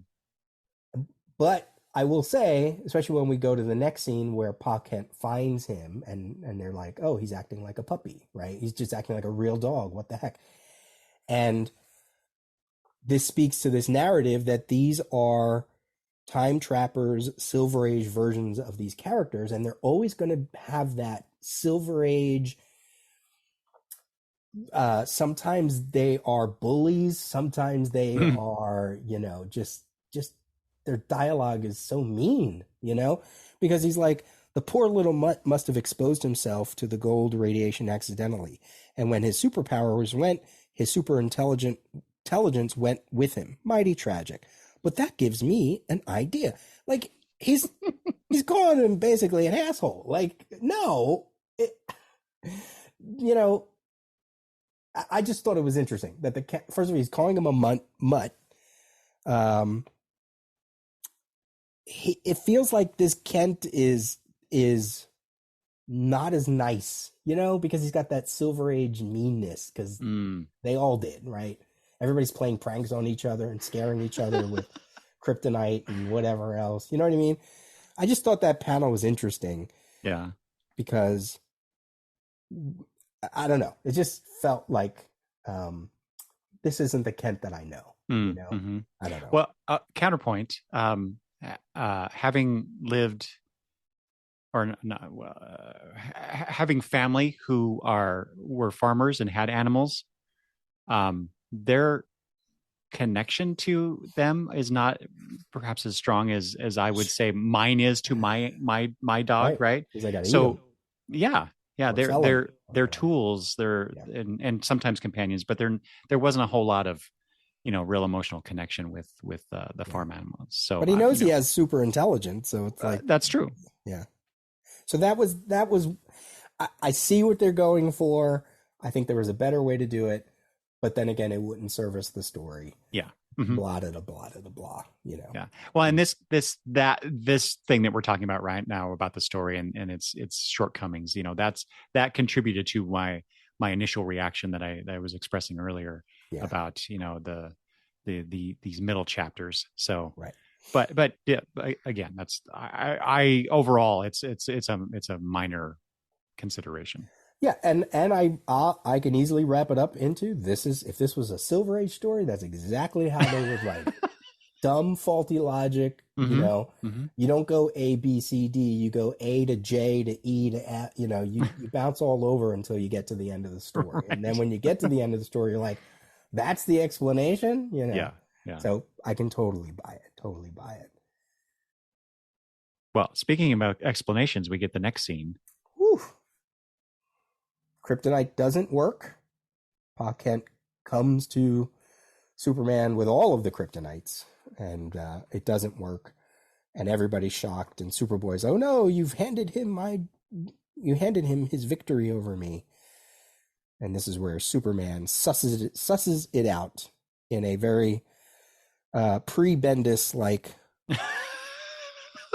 1, 2, 3, 4, 5, 6, 7, 8, 9, 10, 11, 12 word balloons on a splash page where Superman finally says, look, kid, to bring up everything you talked about before. I've thought this through. Too many coincidences. You're not 100% behind what you're doing. Yeah, the stasis ray you zapped the Legionnaires and me with, it wore off, at least for me. Then there was the exact moment and place I arrived in this Smallville. Mm-hmm. To go back to what you said earlier. Yep, I still don't buy that, but okay. Yeah, and the kryptonite thing. So, right, because even though it's the same universe, it's obviously all been manipulated, so the kryptonite doesn't quite work the way that he thinks it will. How fortunate that Time Trapper changed the atomic structure of Krypton in this pocket universe so that when kryptonite was formed, it wouldn't harm the post-crisis DC universe Superman. Right. The explosions were different. They were just the planet was different. The explosions were just different enough that the radiation wouldn't. Yeah, this is where I wrote Superboy, Crypto, Pa Kent. It's almost like their nature is bucking up against what the Trapper expects of them. They are from a time when they wouldn't dare to even think of acting this way, of hurting, killing, fighting irrationally. That is why they're making a lot of their mistakes. That is why Superboy isn't in it, because it's going against their character, but it's also going against the metatextual character of those Silver Age comics. Mm-hmm. And that's where we get into the next scene on page 20. Mm-hmm. And this is, to me, the emotional heart of this particular issue, and perhaps even of Superboy generally speaking, right?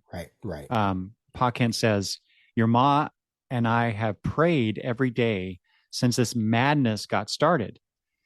Superboy admits Superman's supposition is right. Superboy admits, I fixed the stasis ray. I wanted him to come after me. It seemed like the only way I could escape from this nightmare. The only way I could save the Legion without sacrificing everyone I've ever loved. If only Superman could defeat me in battle, And in that panel where he's talking, Clark is crying. Mm-hmm. He's got tears in his eyes, and you see I guess the resignation, it's almost like the veil is lifted, or the weight is lifted off of him that he's been carrying this whole time, ever since the time trap. Well, we'll get to that, I guess. Yeah. In the next issue, the specifics of that, but what Time Trapper, the deal that he's made with Superboy, he, it's almost like Superboy just kind of exhales and just lets that weight go a little bit. Right. And I really like that aspect of the story. And the fact that, like, go back to what you said, these characters are acting a bit out of character, given the situation. I think what Pa is saying here, that really touches on that. Mm-hmm. And just imagine, I can't help but think, when this all started, Superboy is like, okay, I'm going to do this. It doesn't sound like maybe he's talked to his parents about his plans. He's just been acting and reacting to the situation. But they know, his parents know he means well, and he's trying to do his best. But at the same time, I get the sense that Pa and Ma are very concerned about what Superboy is doing or might be doing, in this situation. And thank God Superman arrives and literally saves the day in this case. So yeah, we never quite get the answer to a question you had last chapter. Did Time Trapper expect Byrne's Superman to be part of this adventure? We never get an answer to that. And I feel like this seems to suggest that no, he had no idea that Byrne's Superman was going to be involved. And that's the whole reason why the word that I used in my notes for what you said about Veil is Superboy finally drops the pantomime. Ah, yes. When we talked about the flashback to the origin story in Superman 8, part 2 of this story, last episode, another reason why I thought that flashback was important was because of this, and I didn't want to say it last time around, was to show that origin story, to show the Silver Age-ness, to show the pranks, that the Legion is founded on this greatest hero of them all, and yet does nothing but bully him and whatever into joining him, because they know he is the greatest hero of them all. Right? Because at the end of that, don't they say, we knew you would rise to the courage and whatever, and da-da-da-da-da-da. And I say I think that's why that flashback is important, because then you get to see that is exactly what he was doing here, basically. He was pantomiming. He was pantomiming that he had to do this evil thing. Meanwhile, Byrne adding in all these little subtexts, he's letting Superman get out of the stasis field. He's sending him to the proper time so that they can meet again. He's not quite wiping the floor with Superman, which he probably could have done, And it's that pantomime dialed up to 11, because that's exactly how Silver Age stories go. And then at the end you go, haha, I just did it because I wanted to whatever, right. Yeah. So did the writers mean it that way? I don't know. I love to see it. And I never would have thought of that in 1987, but I certainly think of it now, 30 plus years later, where even though Levitz hates or says in one of our letter columns that, he doesn't like to get too deep into, the subtext of comic book stories, and it's like, no, I'm going to do that. That's exactly what I'm doing here. Yeah. Because it makes sense, because you want to hold on to this Silver Age character, and you want to hold on to his values and his morals. So that's exactly, he's playing a role. He's playing a role like he does. So. Speaking of morals, we get that final panel on page 20, and which is really the clincher of this scene. And the two super guys hug. Yes. Hey, look, there's a Superman hugging a Superboy. Oh. In 1987. How about that? Wow, that's supposed to be so unmanly, right? I know, right? Sorry. Anyway, Superman's like, meeting your mom, Pa, Kent was really the clincher to him figuring out, Superboy wasn't quite what he appeared to be. they're not quite the same people who raised me, but they're from the same stock. I knew they'd have given you the same solid moral foundation my foster parents gave me. I can never betray my friends. I knew you couldn't either. Yeah. And you get Pa Kent drying his eyes. He's wiping his eyes with his handkerchief. Total emotional manipulation, but I am in this scene. I love this. It totally works. Totally works. You know, Superboy is not just merely a perfunctory dupe of the time trapper, right? He's doing his best with what he has, and I just really like that. Plus, as we'll find out next chapter, he is Superboy. He is the Superboy that you grew up reading in the Legion of Superheroes. Like, they have to make a point of that. He's not Red Kryptonite. He's not a Bizarro. He is Superboy. So you have to give him his due in the story, you know? Yeah. Otherwise he becomes a phantom, which he will become later, you know? Well, and the focus is more on Superman instead of the Superboy. And that's not the point of this. Yeah. So we wrap it up. Superboy is going to go with the Legion of Superheroes back to, you know, go up against the Time Trapper, but they tell Superman, you belong to the 20th century.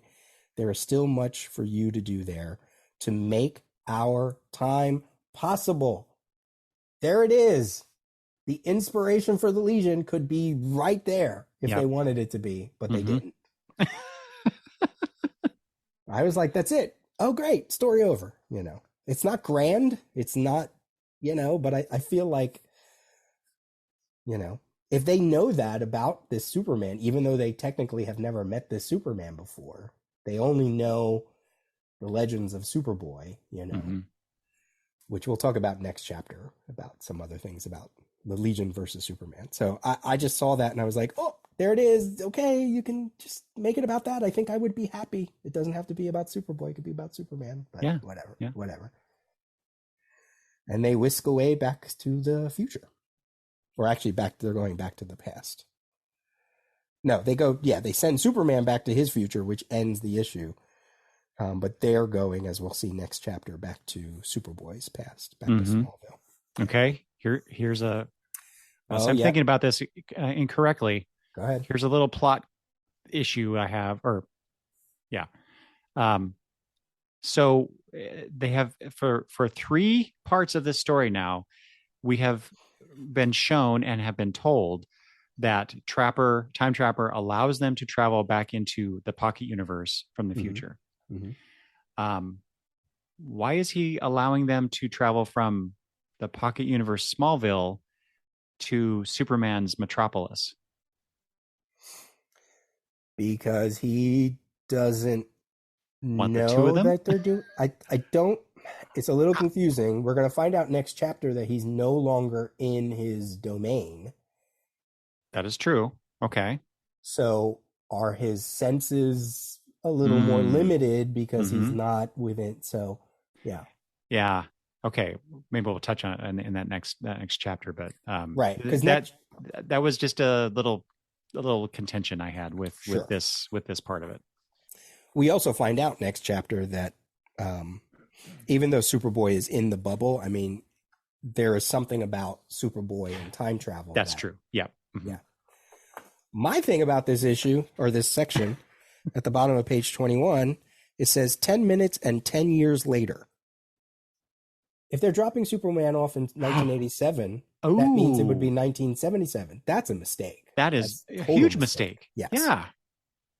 Huge. Because we already set up in the very first chapter, when they went to Smallville the first time, there was a movie that was put out in 1958, I think it was. It was meant to be very early. And so I'm going to use the editor. Unless this is one of those situations where they were showing a movie 20 years later. I mean, the cars don't. I know it doesn't. Yeah, it doesn't work. It's late 50s, early 60s at the latest. Right. Not 1977. Nope. Yeah. Nope. Just from the way they're dressed. Yeah. I had missed that. That's a nice detail you threw out there. So Carlin and Helfer, you get a demerit for that. Superboy says, I've got a feeling we'll never meet again. And I wrote here, it's interesting how one is a boy, one is a man. And yet in this story, the boy feels so much older, even reading the story 40 years later. Not only because Byrne's Superman is a younger version of the character in continuity, right, than what we're used to when we read Kurt Swan and Julius Schwartz and all that. But even in publication time, he's a young Superman. He's only been around for a year and a half maybe. And it's so interesting. I might be putting this on it, but Superboy feels like from a world away, a time away, decades. He's got so much weight on him that when I saw this little narrative here, I was like, oh, that's interesting. Yeah, he has a maturity to him that I think this Superman has discounted. Yeah. He has a history. He has 50 years of history. Well, not quite 50, but you know what I mean? Mm-hmm. Yeah. I'm going to touch on this again next chapter too. Okay. And then the last thing I wrote, I love the description of the way the time bubble goes. It's more like the fading of a memory than the movement of a vessel. Yeah, that was cool. That is very cool. Very cool. Mm-hmm. Even though they quite often show it moving, right? But moving through time. What does that mean? Kind of a thing. Connects back to Superman 8, where he even when he first sees the bubble, he's like, "Oh, it was just there." Just there. Yeah. Mm-hmm. Yeah, I like that idea. That's really cool. Oh yeah, it kind of evokes. I'm sorry, I'm going on a little tangent here. There was a movie, I think it was called The Time Machine from I think the 60s, where it was them telling the story of H.G. Wells' The Time Machine, and the inventor of the time machine in the movie just sits in it, and it's stationary, but everything else around him is changing as he's moving through time. Right, so I kind of think of it as similarly. Yeah.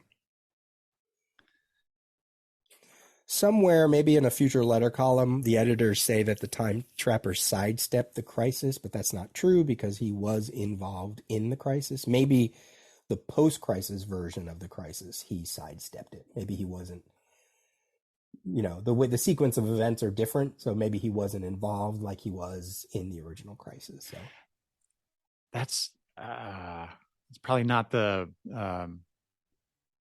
really part of this discussion, but just that whole idea of what the crisis is post-crisis versus pre-crisis. That's just a concept that I've often wondered about and would love to explore more somewhere.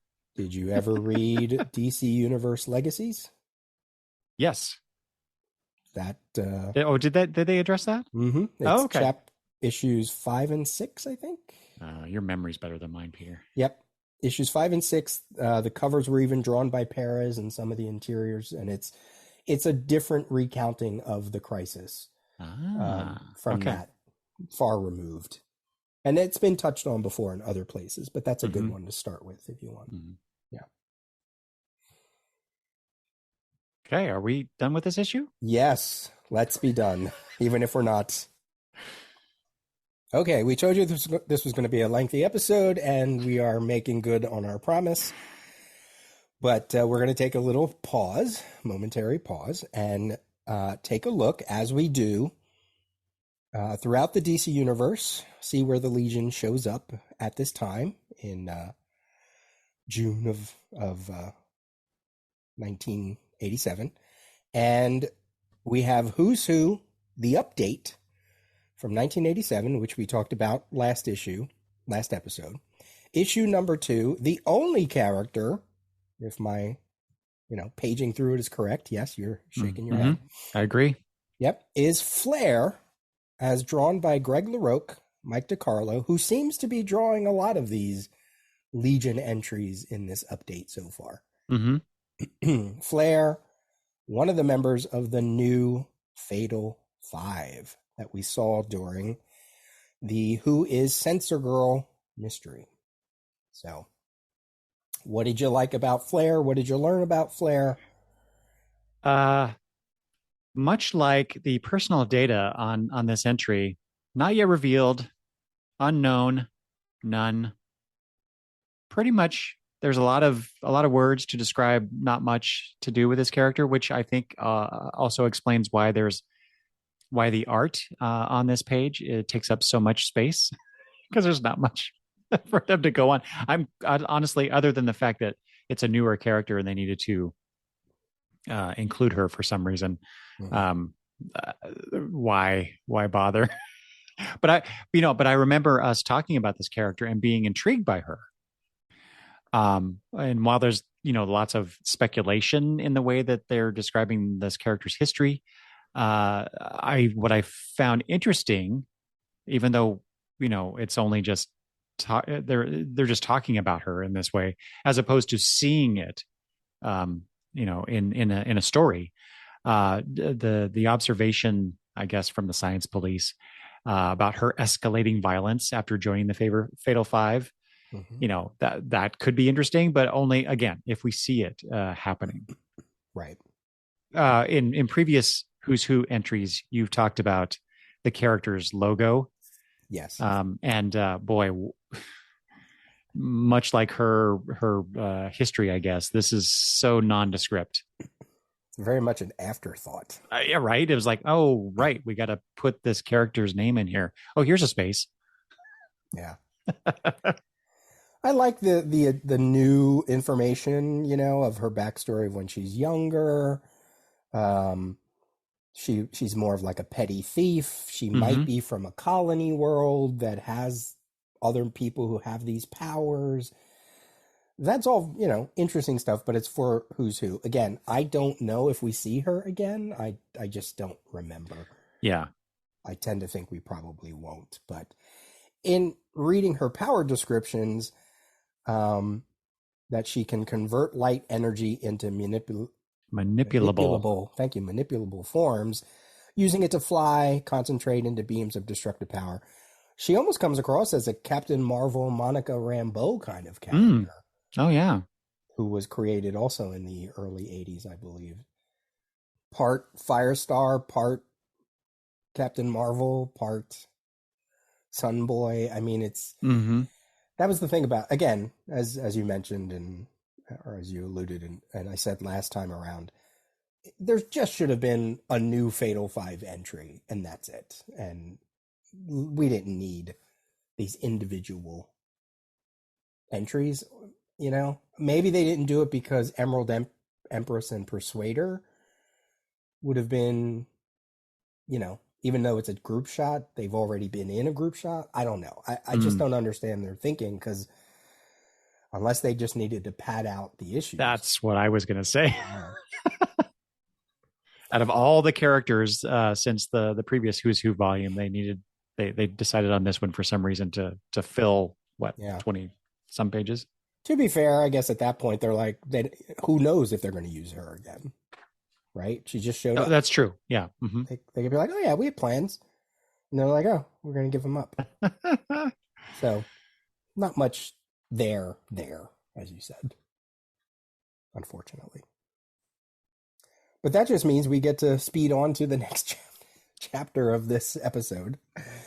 We'll do more of those as we go forward. More Who's Who. And since it is episode 50, we can certainly fill in readers that eventually, along the way, we're going to have to start incorporating Millennium. Oh, wow. Yep. Millennium is quickly approaching within a year of where we are now. Peter, I have never reread that since it was first published.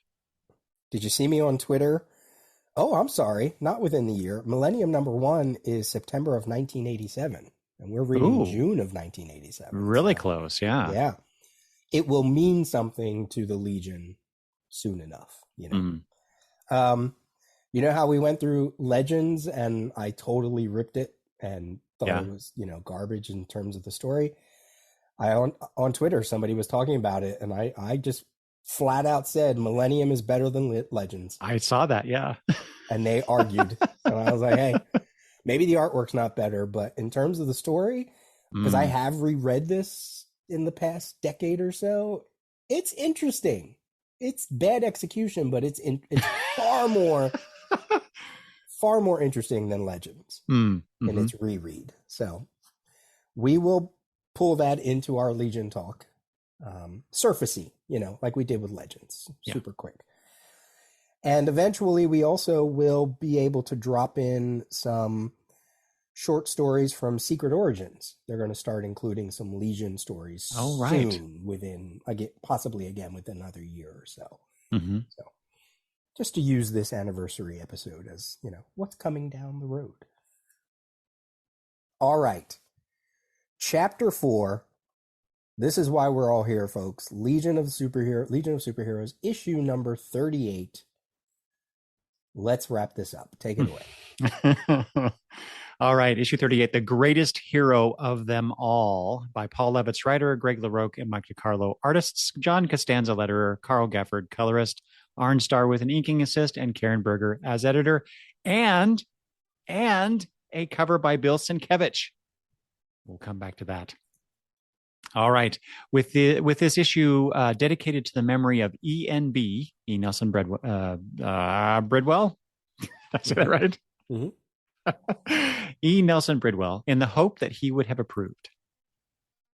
As the Legionnaires travel the time stream to the true Smallville, as Block puts it, Superboy recounts how after he helped save Mon-El in issue 23, he returned to a crisis-threatened Smallville where he tried to save his hometown, and then Time Trapper appeared before him. Time Trapper then takes over the story, telling his captive Legionnaires that he offered Superboy a deal. He will create a device to save Superboy's world in exchange for his cooperation. Time Trapper also reveals that he plans to use the sliver of reality that he created to bring about the end of time itself. Back at Legion headquarters, Dawnstar is having a hard time accepting Wildfire's new look in the way that he had hoped. The time bubble traveling Legionnaires arrive in Smallville, and Brainy puts them in fake stasis before Superboy delivers them to Time Trapper. Time Trapper tells Superboy that he may still earn his end of the bargain by killing the collected Legionnaires, to which the Boy of Steel responds with a resounding no. A fight ensues, with Brainiac 5 releasing the other frozen Legionnaires, and Time Trapper tricks Superboy into destroying part of the machinery that keeps the crisis disaster at bay. Back in the 30th century, Dream Girl gives her seal of approval for Polar Boy's decision to not send the whole team after Time Trapper. She tells him that the Legions, quote, never had a better leader, and that includes her. Legionnaires in the past switched to rescue mode, trying to help the Smallville residents while Superboy, Mon-El, and Ultra Boy try to take on the Cosmic Storm. Cosmic Boy and Night Girl attack Time Trapper to no avail, and Brainiac 5 traps him in a force field, but the Time Trapper simply disappears, laughing. Brainiac 5 laments how he didn't detect Time Trapper's manipulations, and Cosmic Boy demands he fix the machinery, but Brainiac 5 says there's no way to fix the containment vessel. Then Superboy flies into the machine, channeling those cosmic energies through his body. Mon-El and Ultra Boy try to help him, but Superboy uses his super breath to blow them away, telling them, go back to the future. Superboy's plan is working because he can read the energy pulses, and Smallville is starting to shift to somewhere safe. He stumbles, Mon-El catching him. Brainiac 5 wants to take him back to the multi-lab to treat him. And as everyone enters the time bubble, Superboy slams the door shut and flies them through time. Mon-El catches him as he collapses, but it's too late. Superboy is dead. Later, Polar Boy says that they lost the best of them and vows that, quote, we're going to find out if an immortal can die in return. The Legionnaires have gathered together around Superboy's casket to pay their respects. Some reflect on Superboy, with Cosmic Boy proclaiming he was the greatest hero of them all. Not gonna lie, I got a little choked up. I was just gonna say, when I was rereading this issue for my note taking just a few days ago, really, I got choked up too. This was out of all the major stories I guess we've done involving the Legion through these 5 years, this is probably the most emotionally resonant one for me. I can see that. I mean, you have much more history with Superboy and the Legion than I do. Mm. I think even as a kid, when I was reading this, September, June of 1987, I was not quite 15 yet. Um, the weight of it didn't hit as hard as it probably did for someone who was older, reading more Legion stories for longer. I was more invested, even though I love the Legion, I think I was more invested in Byrne's Superman's part in it. Hmm. And then all of this other stuff was another Legion story. Even though I knew the weight of it and I knew that they were killing off this character, I certainly didn't think of him in terms like I am now. Hmm. But yeah, and I've already talked. I certainly appreciate this issue. Um, it didn't hit as hard this time, reading it this time. The decades haven't been kind to this issue, unfortunately. Hmm. Hmm. But still plenty to talk about. So Yeah. I don't want to shortchange any of that. Yeah. And your thoughts? Again, just the emotionality of it. And for me, it goes beyond the death of a favorite character in my comic book reading history. I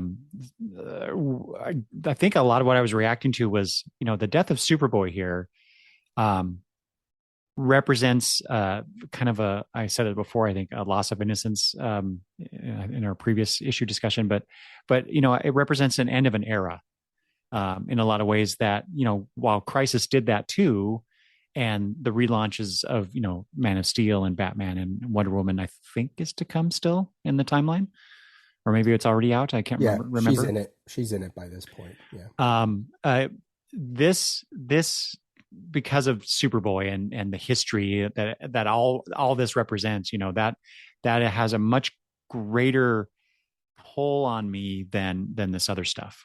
Yeah. You already summarized it better than I just did, but yeah, I I guess I focused, or my reaction to this issue was more focused on those aspects than about, like the plot or the art or whatever. It was just really just reactionary, Right. to the events that are shown here. Yeah, I totally agree. I that's why I don't want to shortchange the importance of the issue. It means a lot to people. I don't think it's necessarily a rare issue to find, but I don't know if I see it often, but I did, like I said, I have two copies of it. One that I got at the time, and well, I may have gotten it kind of at the time, but also as like a back issue. I might have missed it by a couple months or so. I would have to look at my notes. But then when, finding a different copy, one that's not so nice, I was like, ooh, yeah, of course. I'm going to own more than one issue of this because, first of all, the cover is amazing, if not the finest cover of the entire series. Ah, interesting. Okay. So I'm saying that with no research. I'm just saying. I had a question for you about this cover, but then let me share you some feedback I got on Twitter when I asked about this issue. Mm-hmm. As I told Peter, off mic, so to speak, I got a lot of feedback on this issue, and it was basically two camps. And I'll get to the one of those camps later, but the one camp was the comments about the cover. Let's see here. Steve here on Twitter responded, even if it was filled with 32 blank pages, it'd be considered a classic due to that Sienkiewicz cover. Yeah, Joey said, I love the cover, but was let down by the story. And I'll like I said, I'll get into some of these other comments that I got. But yeah, there were other few more folks who basically said, this is a great cover. What I love about the issue is the cover. What a great cover, So yeah, about half of these comments that I got were praising the cover. And I searched, Peter. I thought, well, Bill Sienkiewicz doing a Legion cover. That's I think the only one he ever did for the Legion. I tried to find out why. Why did they get him at this time to do this? Why did he do? I came up completely empty-handed. So I was hoping maybe you had some tidbits of information about this. Well, I think it's in the letter column. I have here letter column in 37. I'm not quite sure if that's right. Mm. This cover has been on file for a while. Oh, So it wasn't even necessarily, well, unless they commissioned it knowing the for story. this. Yeah. Oh, okay. Can we just go with that? Because the Yeah. idea of him doing this cover that's not tied directly to the story, that will break my heart. And there is a lucky person on Comic Art Fans who actually owns the original. Oh, I think I saw that. Yeah, Chad LSH Yes. Art. Yeah. Yep. And it's a beautiful painting. It's, painting size too. Oh God. And he has it framed in a gold frame. It looked gorgeous. I mean, it's everything Bill Sienkiewicz, when Bill Sienkiewicz did the Demon Bear saga in New Mutants, my mind was destroyed. Mm-hmm. And there was a time where I was collecting Sienkiewicz covers just to collect covers because they were always usually, I can think of like Question Number 1 or Shadow, the Shadow series, just an amazing, artist at the time. And it's so interesting that this cover, you can clearly see Superboy and Dawnstar. The rest are whoever you want them to be. Yeah. Are they the Trinity? Is one of them Mon-El? Who knows? Yeah. You put your own. That's what I like about it. You can put your own favorite characters there. Mm-hmm. Speaking of Dawnstar, why is she featured so prominently? Why is she in that position? Because the focus should be Superboy, given the content. Mm-hmm. And we, as you say, he's here on the cover. The sun is directly behind him. With the sun's rays streaking out. It's such a wonderfully colorful and evocative and probably the most symbolic cover we've ever encountered with the Legion, right? Mm-hmm. So while it does give me a bit of a Iwo Jima feel, with the flag in here and everything, inspirational, aspirational kind of a vibe to it. But I have to wonder what the importance of having Dawnstar on the cover is. Yeah. So what did you have any thoughts on that? Instant recognizability. You see the silhouette of Dawnstar, you absolutely know who it is. Sure. There aren't many others outside of using like Antenna for Chameleon Boy and White Witch. You do a silhouette of Dream Girl. Is it Dream Girl? Is it Projectra? Is it Saturn Girl? You know what I mean? So just recognizability of this is a Legion book because it's so correct. It's just a bunch of shadows really on the cover, right?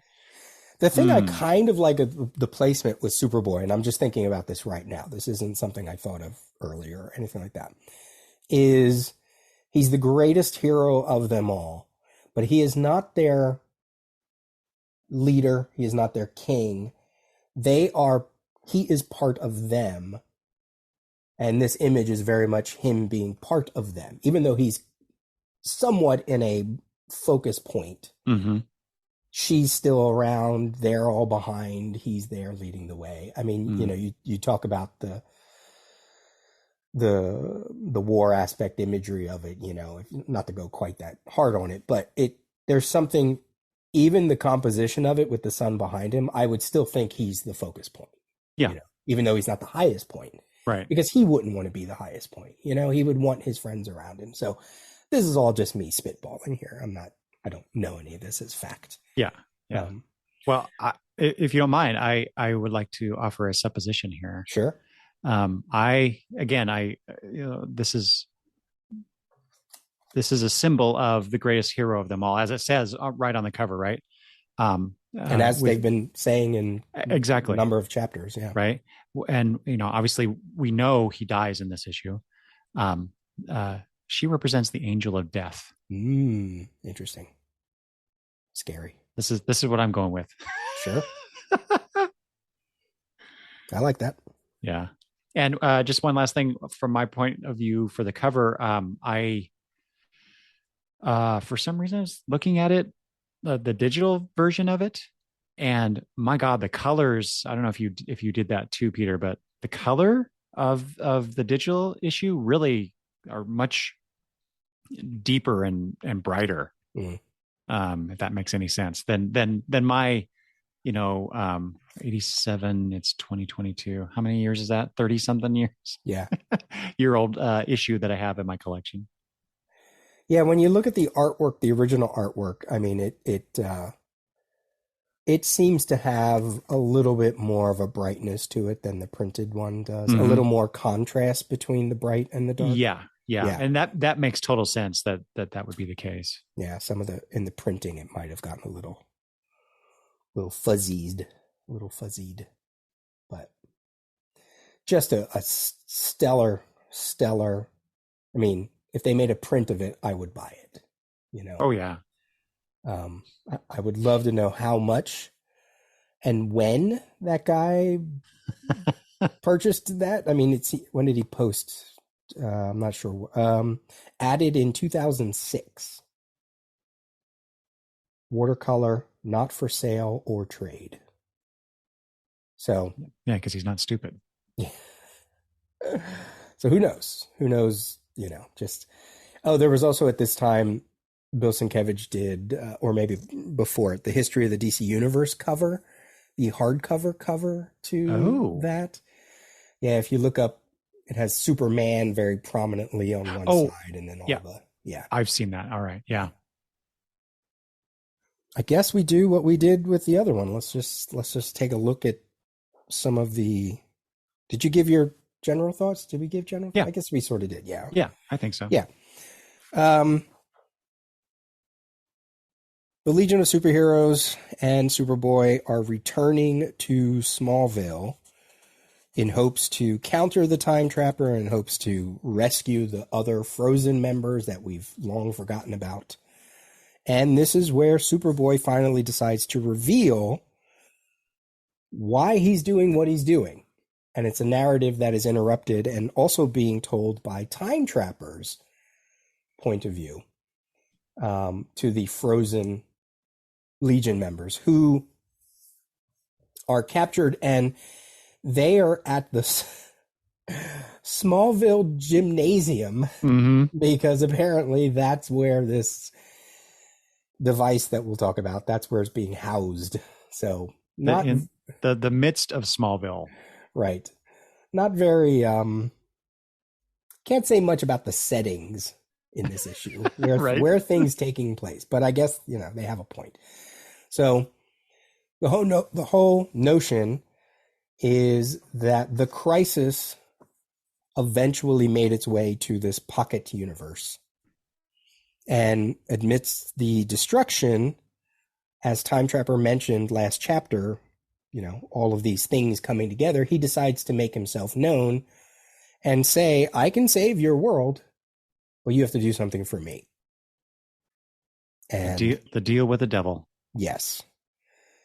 And we get a whole bunch of other information, but that's before we get to the first interlude. That's basically what we learn. And I do feel like, as much as I wanted the story to be told by Superboy's point of view, and there was a couple of reviews where they were disappointed that it wasn't all from Superboy's point of view, somebody in the Legion has to know this story. Somebody in the Legion has to learn what the Time Trapper is doing. And in this instance, it kind of seems to fall on Cosmic Boy, even though they're in stasis, So it's good that at least somebody knows. And I bring that up for a reason we'll talk about later. Okay. Yeah. Yeah. Mm-hmm. So, all right. So let's talk about these opening pages to page 1 through 5. 1 through 6. I'll just start off by saying something I said in the last episode. I was completely incorrect. I will admit about the whole issue 23 thing. So they very clearly state that that happened prior to the event or the deal. Sure, So right, yeah, I right. was wrong. Well, it's a little weird though, because in Legion time, issue 23, we're done with the crisis. Mm-hmm. But after that is when the crisis comes to the Pocket Universe. Yes. Now, you can, the crisis went where it went, Mm-hmm. Even in Legion time, even if they remembered the crisis, if they didn't experience it in present 1985 terms, it didn't happen yet, And the crisis was happening in World War II, and it was happening in Commandy's time, and it was, okay. That's just when the effects were happening. So it just was a little strange to read that timeline. I guess it's not that far off from when the crisis actually happened in the Legion title, But then the other aspect of it at the end of this whole chapter is what becomes of this crisis. We'll talk about that. Like, okay, when the events happen, what happens to the crisis? Where do all those energies go? Was it part of the original crisis? I don't know. So it's very sort of strange. Yeah. It kind of reminds me of the whole idea of what, how crisis was perceived or thought of by the very characters that were there after it happened. Mm-hmm. So it seemed to be there seemed to be a bit of a sliding scale as to how much they remembered and what actually happened and all that kind of stuff. So, right. From that point of view, that kind of still makes sense. Like, oh yeah, of course it could happen here, even though the timeline doesn't seem quite right. From a reading issue to issue perspective. Totally makes sense. But, we get to see the red skies, we get to see the storms, we get to see the antimatter wall. The crisis is clearly stronger than the Trapper's ability to hide the pocket dimension. And we get the meeting between Time Trapper, because Superboy was about ready to sacrifice himself. Mm-hmm. Even Superboy isn't strong enough to fight. This version of Superboy isn't strong enough to fight the crisis. Mm-hmm. And I liked that, and I don't know, I guess I just didn't know. Well, we didn't know the sequence of events. That Time Trapper went to Superboy. Superboy didn't go to Time Trapper. So that's good, Yeah. Keeps his morality in place. Exactly. That would totally change the meaning of him. And as we mentioned, there's a machine that is keeping this, kind of like the Time Institute in a way, kept the future mm-hmm. sort of safe. This machine is keeping this Earth safe, which a little contradictory, if Time Trapper couldn't totally stop the crisis, how does he have the ability to have a machine that can stop the crisis? Whatever. You can't think too hard about it. Yeah, that's true. There are some things that fall apart in this chapter. But I suppose, you could extrapolate based on what happens at the end that he's not actually keeping the world safe from the crisis. He's just going to put it somewhere else that is safe. Or it's a delaying tactic. Yeah. Because Superboy even says later, he goes, I have to do this so that Time Trapper will make the protection of my Earth permanent. Mm. So even he knows this is just a momentary Band-Aid. For all we and Superboy know, Time Trapper couldn't even fulfill his end of the bargain. I mean, he's doing it right for a little while, but right, yeah. What a risk. We never really get the explanation, but that's exactly probably what he wanted to do. He wanted something to collapse. He wanted this world to collapse, or to kill all the Legionnaires because the world collapsed, or he wanted this world probably not to survive mm-hmm. on some level once the crisis hit. Although he also later on says, once the crisis did hit, I got bored. Remember? Where's that? Let me look at that. On page 16, he says, the cream of the Legion will die with Superboy, which is interesting that he's calling this particular grouping of the Legion the cream, Mm-hmm. as if they're, well, I mean, if you have Mon-El, we talked about it before, if you have certain ones, I guess that does make sense that they would be the most powerful. So here it is on page 17. Each time you broke the time barrier, I sent you here, until this earth began to fall apart, and the jest paled. Farewell. He's about, like, ready to give up everything. Right? This is what I mean. He's fickle. It's so frustrating. A million years of evolution, and it's like, Yeah. I'm no longer amused by. Right. It's like, what? That's why you can't really put weight to the things that he wants to happen. And because in many ways it's like, no, if it does happen, he doesn't have the game anymore. And then he gets bored. Yeah. Well, so that again, that comes back to my frustration with the Time Trapper and his plot, right? Because if this is all just whatever and he's so mercurial about it, then what was the point? As a reader, I want a villain who makes some sort of sense, that has a progression of or a line of thought that makes some sort of logical sense, or even if it's not logical, it makes sense to that character. And all I get is this kind of ping-pongy version, or not version, ping-ponginess of his motivations, his attitude. This really frustrating. I had a lot more notes that we haven't got. Either we passed along or passed on from the previous issue, and I don't know how much I'm going to get into it here, but it just basically boils down to that. It's like, I want the Time Trapper to make sense. Damn it! No, he was a vessel. He was a vessel for the writers to do what they had to do. I know, and that's my problem with it, though, is that it's instead of it.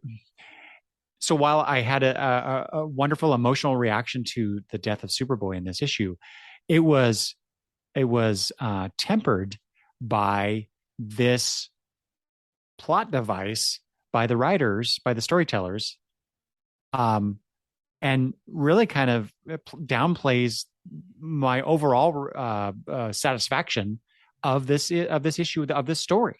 Yeah. And that really burns me because of my connection to this character. I mean, the stakes are still there. The destruction of the planet, his sacrifice, that's all still there. So none of that gets affected. Right? You're right. Yeah, and if you feel frustrated, imagine how they feel. But really, it's the only type of way you can write this villain for this kind of story, because their goal is not for the villain to win.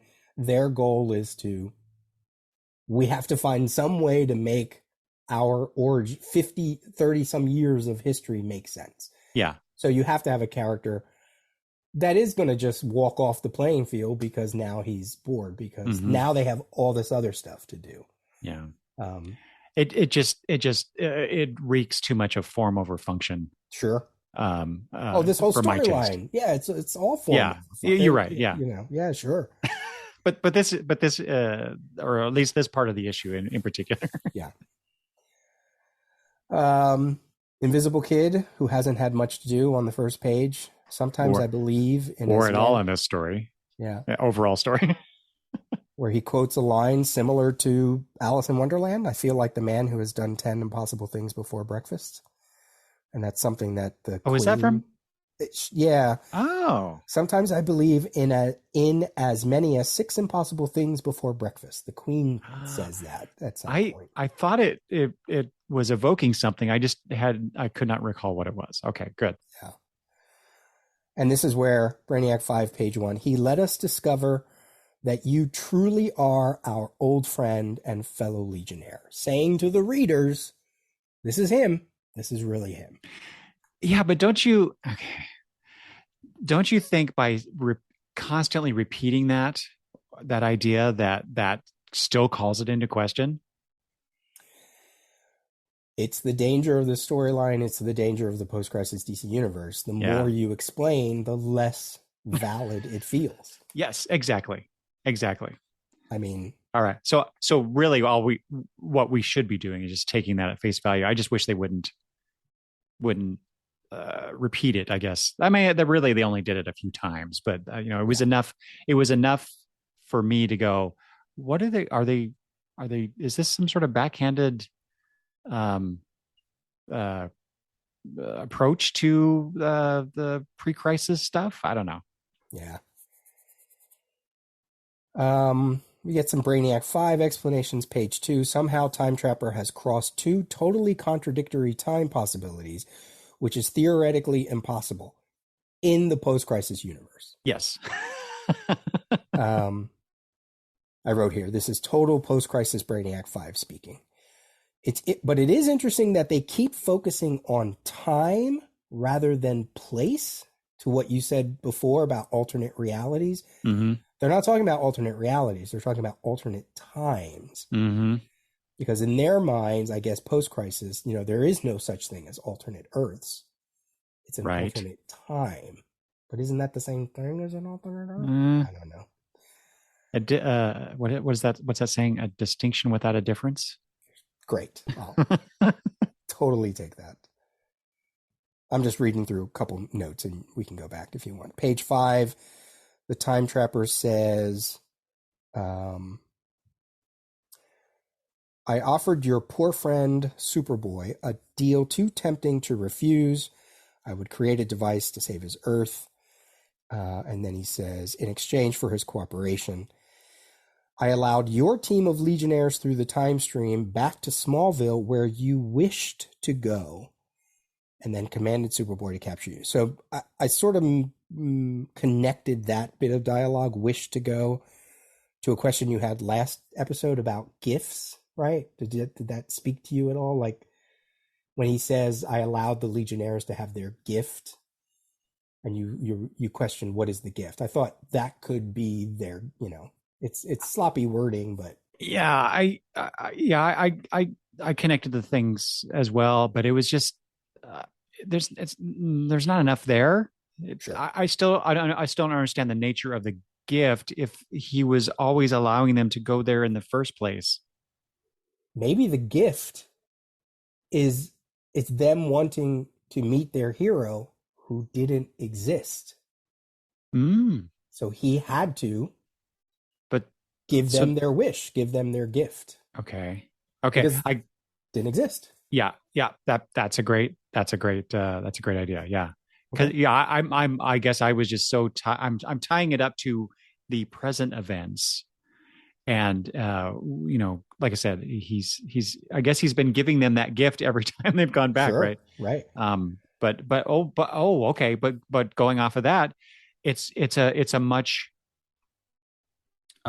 grander gift if they know that this is not what they thought it was. Mm-hmm. And so yeah, that kind of raises the importance of their ability to go visit Superboy then. Sure. Okay, Right. sure. Yeah.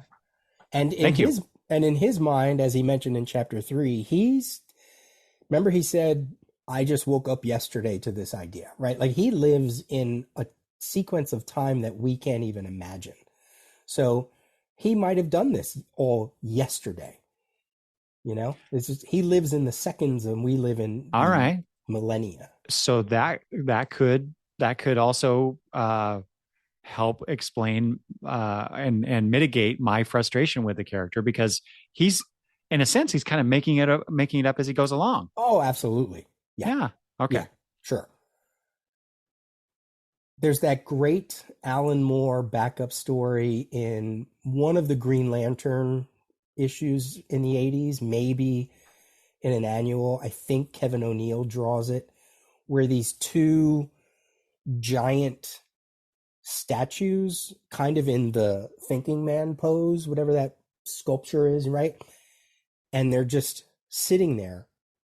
And underneath them is an entire civilization that rises, goes to war, falls, rises, goes to war, falls. And what you find out is those two giant statues are actually living beings, but they live in a much slower time, whereas their civilization underneath them, they're just going through millennia after millennia after millennia. And it's kind of like that. I feel like the time trapper's like that, like the Mm-hmm. time just constantly going. And he's like, oh, I just had 5 seconds pass. Meanwhile, billions of years have passed. Right. You know what I mean? That goes back to what he said in Action Comics about the millennia passing and then passing again. Yeah. So yeah, the idea of what time is to him compared to us, like you said, is that's just kind of a mind-boggling contemplation. Sure. Page 6, you confused me with my mortal tools, fragile and expendable dupes that they were. Yes. Yeah. So great, right? Doesn't that kind of go back to the Great Darkness Saga, right? Where we see the Time Trapper having already been captured by the Legion, and then he was attacked by, I forget which of Darkseid's servants, yeah. right? Get him. But I remember thinking at that time, and granted, my Legion reading hadn't, was only a few years at that point. But I got there, I knew, because I knew who Time Trapper was, and I knew what he meant to the Legion at that point as well. And seeing him defeated in that way was like, oh my God, whatever this is, whatever the Great Darkness is, it is huge. Yeah. And then we get this. I'm like, oh, well, they just kind of they kind of undercut the Darkseid a little bit here in this sequence to me.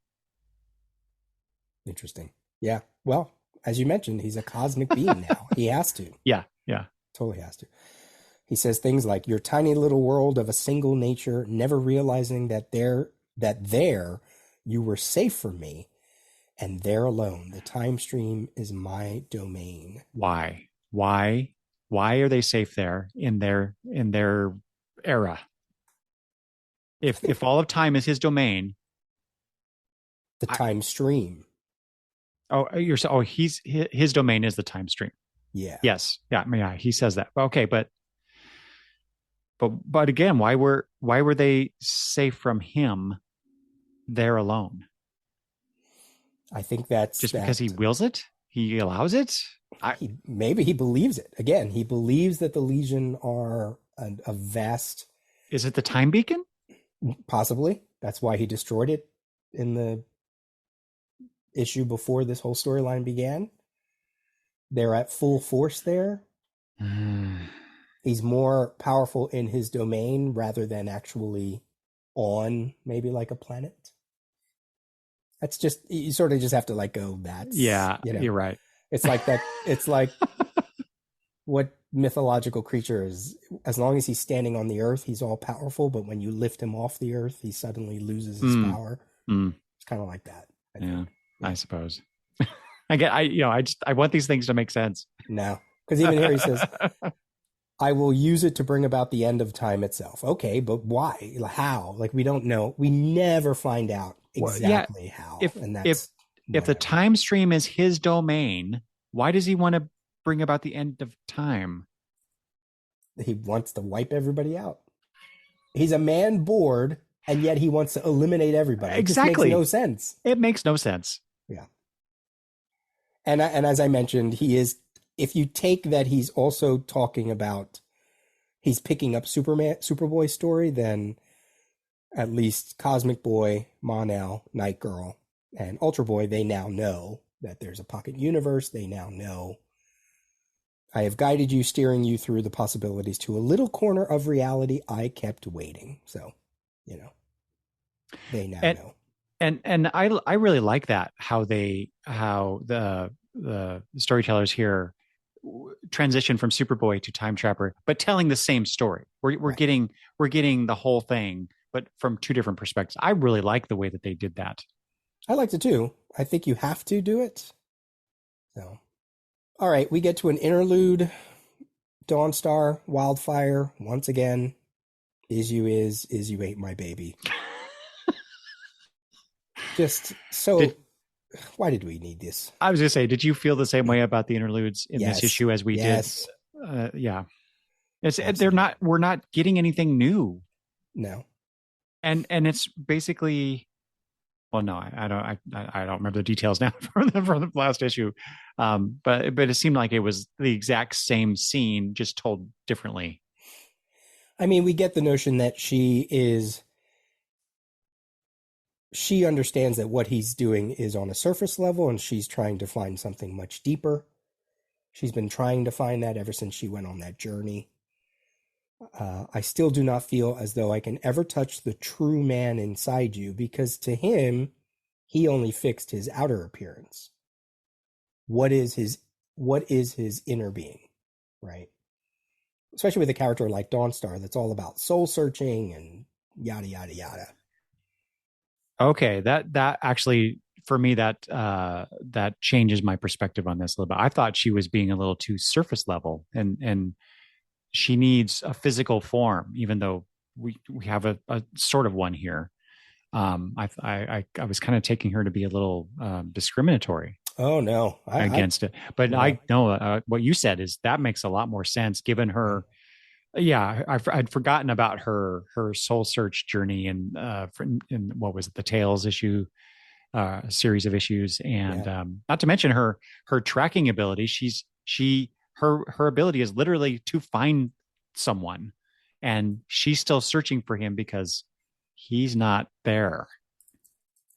And in a strange sequence, a strange bit of coincidence, our last Tales episode, where we read each other's first issues, my first issue, 304, ended with a scene between Dawnstar and Oh, that's Wildfire, right.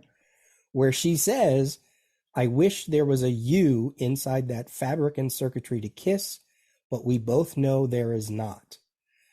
Now, that does suggest a physical form, but that was obviously prior to her journey. Now she's flipping it. And what does he do at the end of that? He says, damn, and explodes.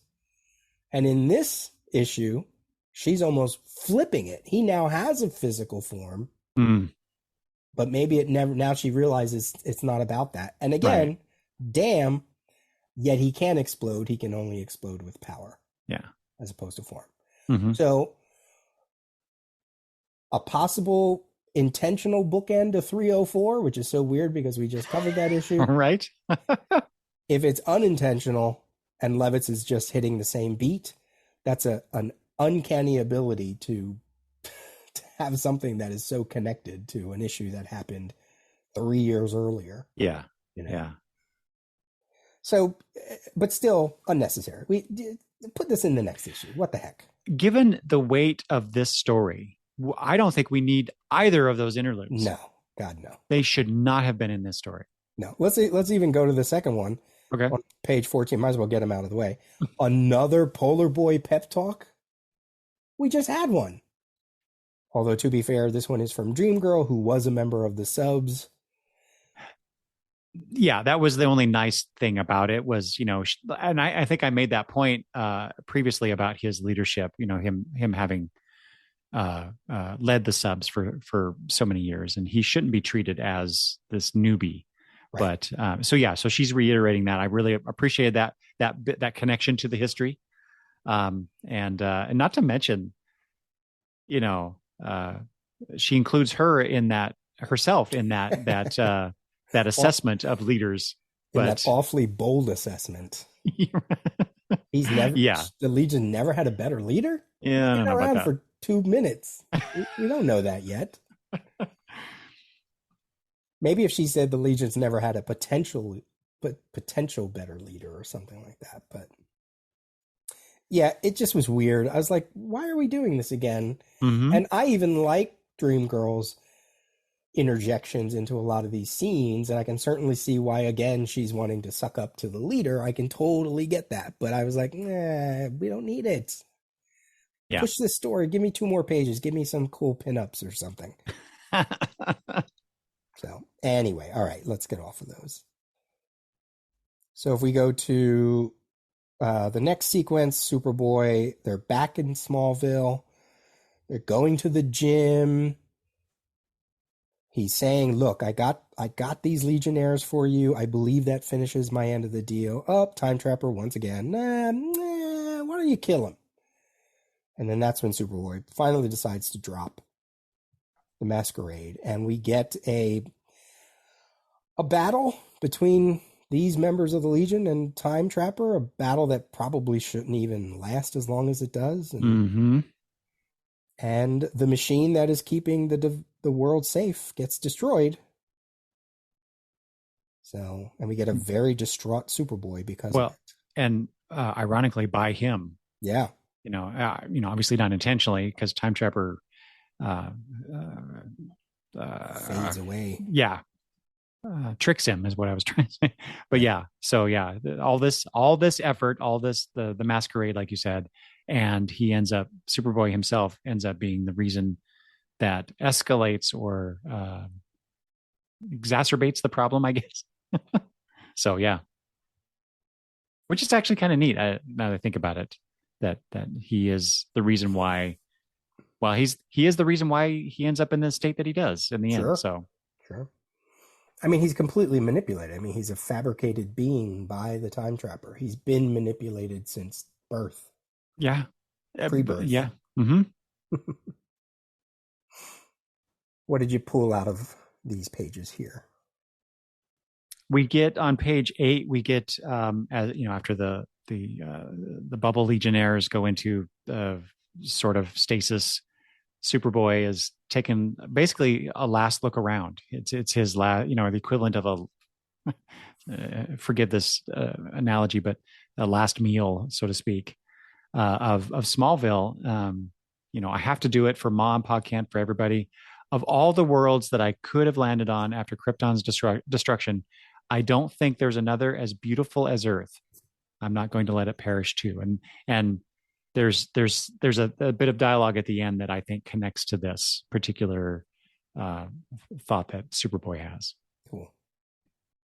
So if Time Trapper, his whole point was to coerce Superboy into helping him, why does he push Superboy to do what he should expect Superboy to do, which is to betray him? I mean, he even said earlier, as he was talking to the captive legionnaires, perhaps he believed after I saved Earth he would find a way to betray me. He always was overconfident. Why push him in that direction? Is this amuse himself? To tarnish the legacy of Superboy, to Yeah, but do you really think that Time Trapper thinks that Superboy is really going to kill his friends to save the world? no, but I also think he enjoys The the torture? game and the torture and all that. Mm, Yeah. Because he even says when he doesn't do it, "Oh, I thought you loved your Earth. Now you're gonna watch it disintegrate." Yuck, yuck, yuck. he's such a bastard. Yeah, he is. He is. I mean, he says it there when he gets Super Sentai. "I do not need to dream. I am the end of everything, the darkness that waits at the moment of doom. I am entropy itself incarnate, and I will not be denied." Paul Levitt's using that word darkness. Got to be careful there. Mm. Um, It has no meaning now. So yeah. Even if there were an army of you, it would not matter. See here, yeah, this is on page 13. "You have seen how impotent your Legionnaire friends are to harm me, Superboy. I shall be generous because it amuses me. You have one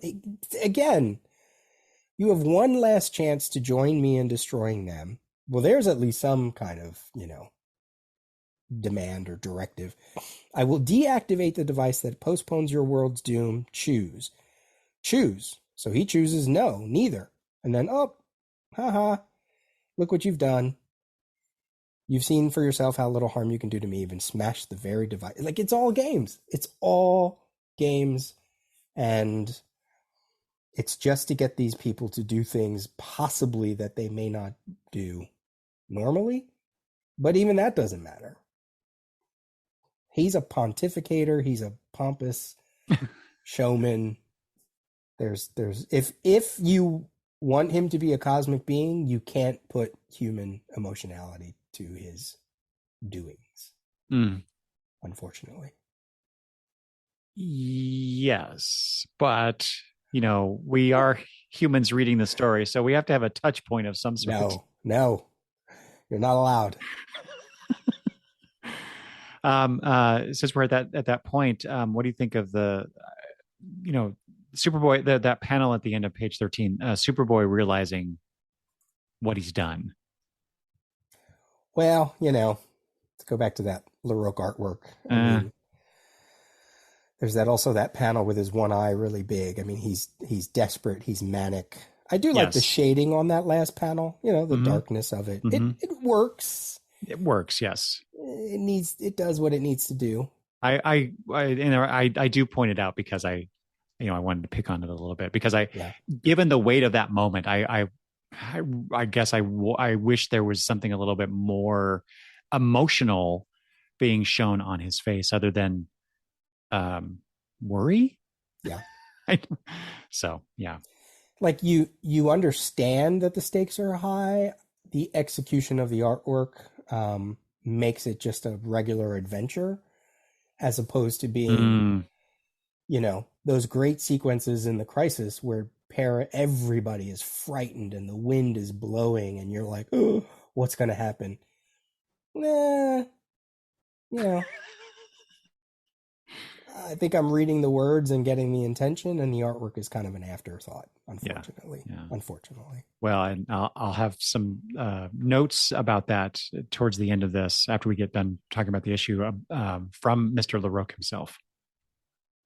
I do like that line on page 12. Good thing we're not just an army then. We're a legion. Like right there. Yeah. That panel should have been take away the interlude and give me a splash Yes. page of that. Yes. Yes. Mm-hmm. Not just what we get here. Yeah.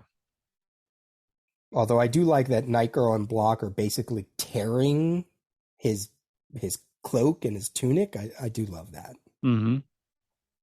All right, then the next sequel, speaking of crisis events from page 15 and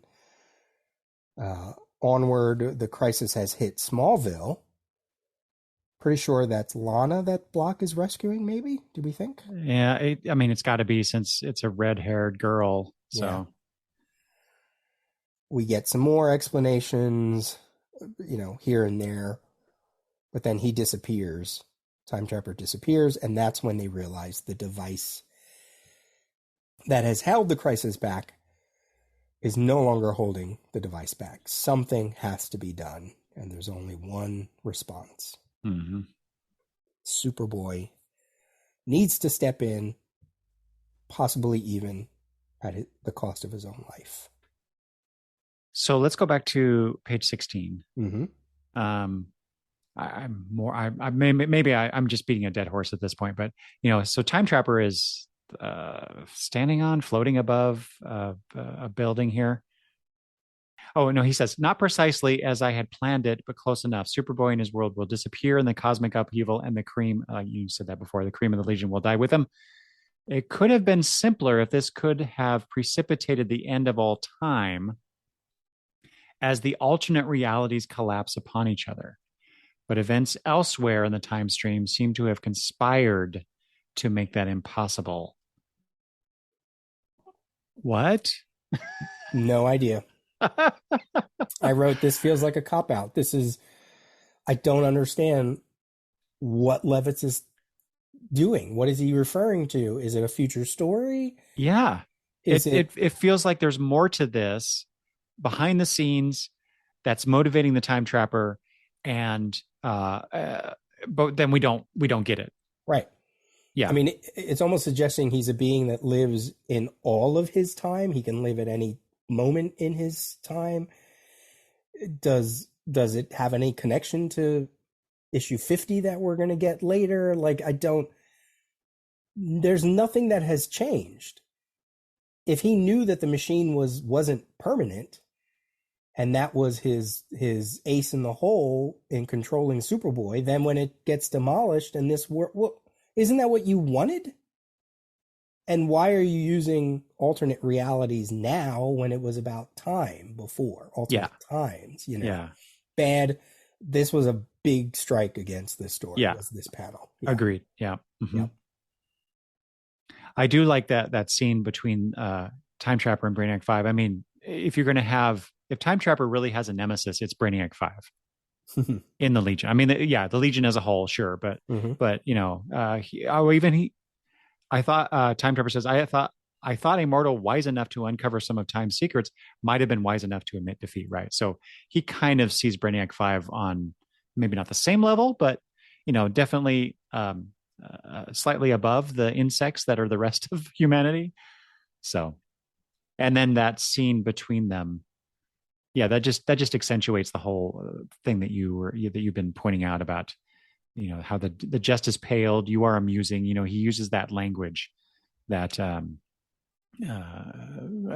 here for the yucks, kind of, so to speak. God, But go ahead. but I love, we picked on LaRocque a little bit, but I love this sequence showing him Time Trapper dissipating, if you will, out of Brainiac 5's force field, and then showing up at just that last little bit of his eyes before he fades out, laughing. Just accentuates how dangerous he could be, and the level of cosmic power that he has. It's more of the same, but I like the sequence. I like how it's Yeah. presented. Yeah, it almost comes down to he just has a bone to pick with Brainiac 5. Right. And doesn't that go back to how dare you enter my domain? And it's because of him, and well, it's really because of Ron Vidar. But but they work together on it, right? So is that right? I thought Ron brought them the time cube. But if you go back to when they first met Superboy, Ron wasn't around then. Yeah, but I thought the sequence was Ron invented the time cube, and then from there they made the time bubble, and that's when they went back. No, I thought that happened later. Oh, okay. I mean, there is a story like that with like Universo. Remember, that's the whole thing with Universo going back in time. So they use Ron's device to help them go back because it's more specific or something like that. Okay. But it's part of that Legion history that there were other members in that first story, right? Oh, and yeah. Most people seem to think that Brainiac 5 was probably there. Yes. So if he was the inventor, because somebody said it before, didn't they say in one of the other chapters that he invented the time bubble, or he said it, or something like that? You could pinpoint this whole thing to the Time Trapper just wanting to annoy Brainiac. Yeah. For deigning to be like him, perhaps. Sure. How dare you? You are amusing. Then the 30th century will survive. All centuries will on your Earth, the true Earth, but you won't. Putting a fine point on what this new reality, or I guess not new, but this from our perspective, this new reality. Yeah, I just don't understand why he fades away. I don't understand what changed that unless it's just to be a total chaotic character and he doesn't care. Like, if I go with my own suppositions, he just doesn't care. Mm-hmm. I think that's what really is bothering me about this character, is that he is sort of being portrayed as a trickster character. Yeah. And it's not quite gelled here. Sure. What I do like about this in the next couple pages is it almost feels like Brainiac 5 is about ready to go have another mental breakdown. Yeah. The truth of it all setting in, right? Two different realities, each with their own history. That's why that Superman had never met us or been a Superboy. His time, the 20th century I visited, this is Cosmic Boy, that was our real past, not this. Brainiac 5, how could I have never detected the Trapper's manipulation of the time stream and of my inventions? There you go. And these are the two characters that would put it together. Cosmic Boy, because he just heard the Time Trapper say all that stuff. And Brainiac 5, who heard it from Superboy. Mm-hmm. We have to do something, not discuss theories. You're the only one who can understand the machinery. Fix it. Save us. Save Earth. Save us. Love that it's Cosmic Boy doing that to the Yeah, smartest Legionnaire, right? yeah. Great. Well, the first leader leading in this crisis. Mm-hmm. Of course, it doesn't work. You know what I love about this next sequence is that it's not Brainiac 5, the quote unquote smartest Legionnaire that figures out how to do it. It's Superboy, Right. and he seems to intuit, again, we come back to that, intuitively know that he can do this. Or is it more that just because he wills it, it happens? Well, that's interesting you say that because of dialogue we get later, Exactly. right? Yeah, Mm-hmm. I tend to think you're right. I think it's, this again, this is the Superboy that has the super intelligence and Oh, sure. probably even on par of Brainiac 5 on some when he wants to put his mind to it. And he's the one that has all the pieces. He knows the machine, he knows the deal, he knows why the machine is working, So it kind of makes sense that he would be the one to go, I got this. I got this. Mm-hmm. Yeah. Even if it's a little expedient, it's a little, oh, this is how he's going to go, I mean, I totally get it, but it's sort of like, oh, okay. All right. Because he says, I can read the energy pulses. Well, how? Earth's being pulled away somewhere safe. Again, where? How do you know this? Mm-hmm. We just moved away from that cosmic storm. When it actually works, what he does, one of them says, we just moved away from that cosmic storm into somewhere else. Where? How? How do you know that? What happened to the storm? Is that crisis energy left over somewhere? And then Superboy say the Trapper's machine moved this whole universe somehow to safety, or maybe that was Brainiac 5. How does anybody know that any of this is going on? The art doesn't tell you. It's just Levitt's telling us, Yeah. and we have to accept it. We gave you this pocket universe, and now we have to get rid of it. It's really like Superboy Prime in the Crisis. We have Superboy Prime, and now Superman of Earth 2, Superboy Prime, and Lois Lane of Earth 2 are going away into a limbo inside Alexander Luthor. Don't worry about it. Mm-hmm. Mm-hmm. I don't get it. And yeah, at one point I was like, is this the same? Are they going to the same space, if you will? That'd be interesting. That could have been, yeah, very interesting. Sure. Page 20. Well, then he makes the sacrifice, 19 and 20. Page 21. I'm sure some of these sequences hit you a little bit here. Yeah, again, this is where I think if they had just gotten rid of those two interludes, we could have had, one more page showing this perhaps differently, because, we see him screaming, so we know he's in pain, and we see him slowly start collapsing, I guess. Mm-hmm. But I don't know. It just maybe it's just the sequence, the short, quick panels that I don't know. I don't know. I just wish there was a bit more to it to show what he's going through, sure, and what kind of a sacrifice this really is, or how much it is affecting him. Because I'm not quite getting it, other than he's spent, right? From the energies.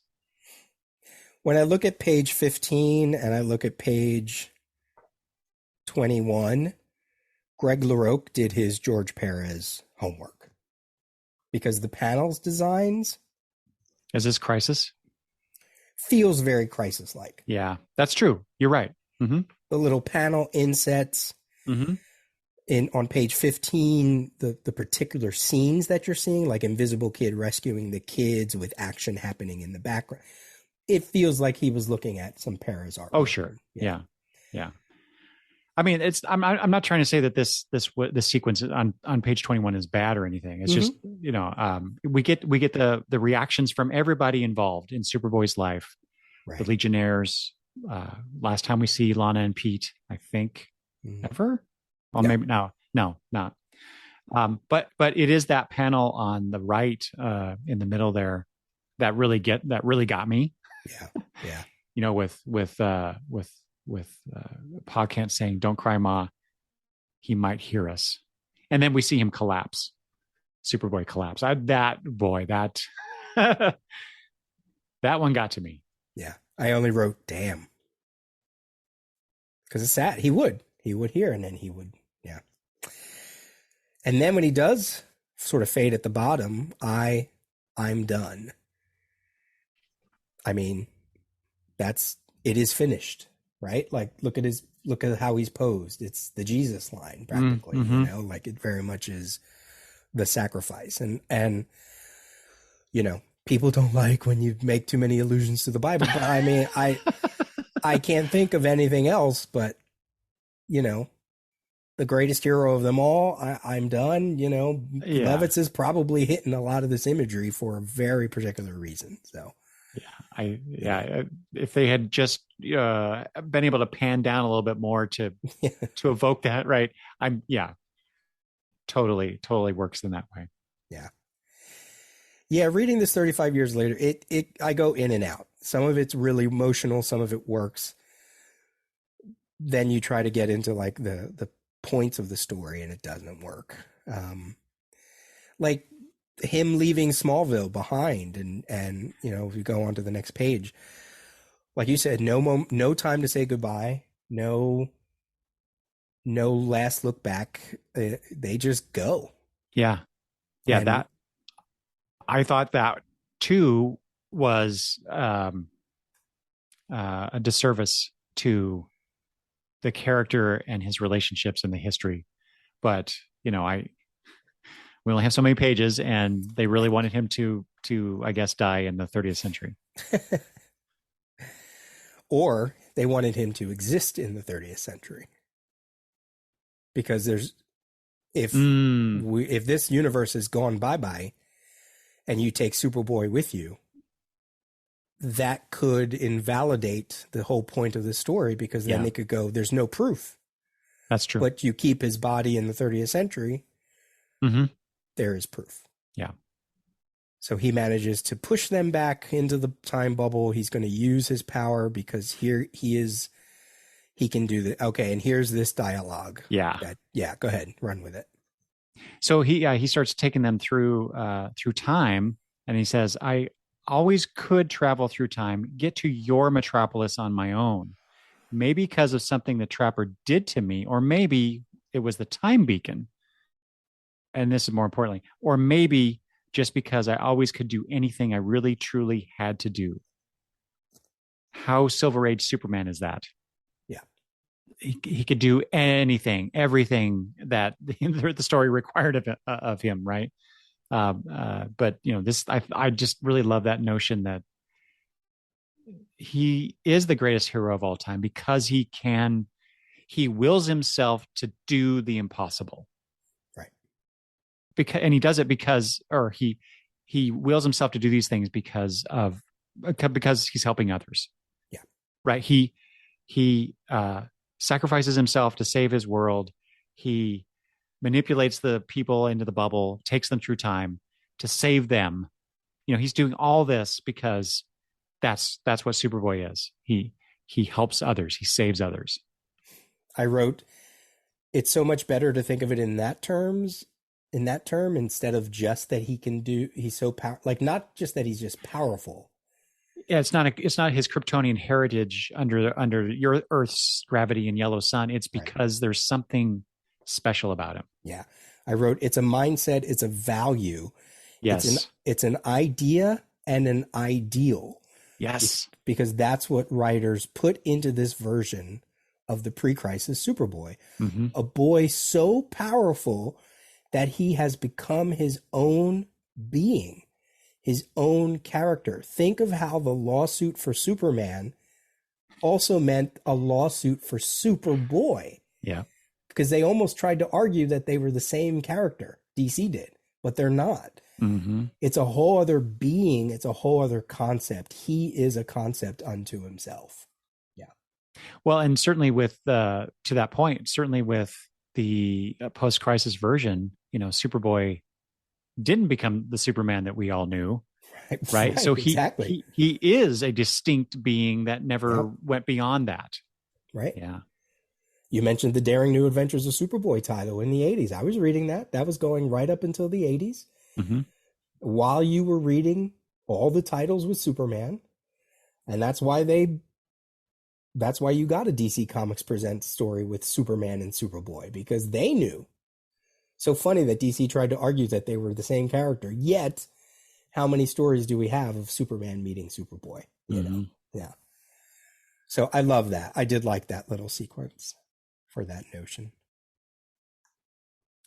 When they finally arrive in the 30th century, he finally he's starting to fade here, and this is the bit of dialogue that I was pointing to earlier about him appreciating being on Earth, right? Take care of, he's saying this to Mon-El, take care of Earth for me. It was the nicest home a boy could want. So I thought that was a nice touchstone between those two sequences and that dialogue there. And then he's gone. Mon-El crashes into the Legion headquarters and he dies right there in the Legion home. Why Mon-El? I was just going to ask you that. Okay. Other than the fact that you get, the opposite coloring, he's the closest thing to a brother, I guess. I mean, Superboy named him, so. Oh, sure. There's that connection. So, and Mon-El in the previous, I think chapter 2, I think he even says something about, or maybe, I don't know when it was, but he says something about, he treated me like a brother. Or maybe it's here in just a few pages. I don't recall, but yeah, they're really playing up that whole idea of them being brothers in a sense. So I like that they ended it with the two of them like that. And Superboy saved him in issue 23. Oh, that's right. Yes, of course. Blood trade. Yeah, forgot about that. Gave part of his blood. They are the same character to some degree. Sure. In terms of the Legion. So, a passing of the torch. In a way, maybe. And boy, does that play out later on in the timeline. Yeah, it really does. I mean, it's not suggested here at all, but it does. Right. Yeah, right. It certainly does. Because, in fact, I read what was that in the letter column at some point? I don't know if I mentioned this before. One of the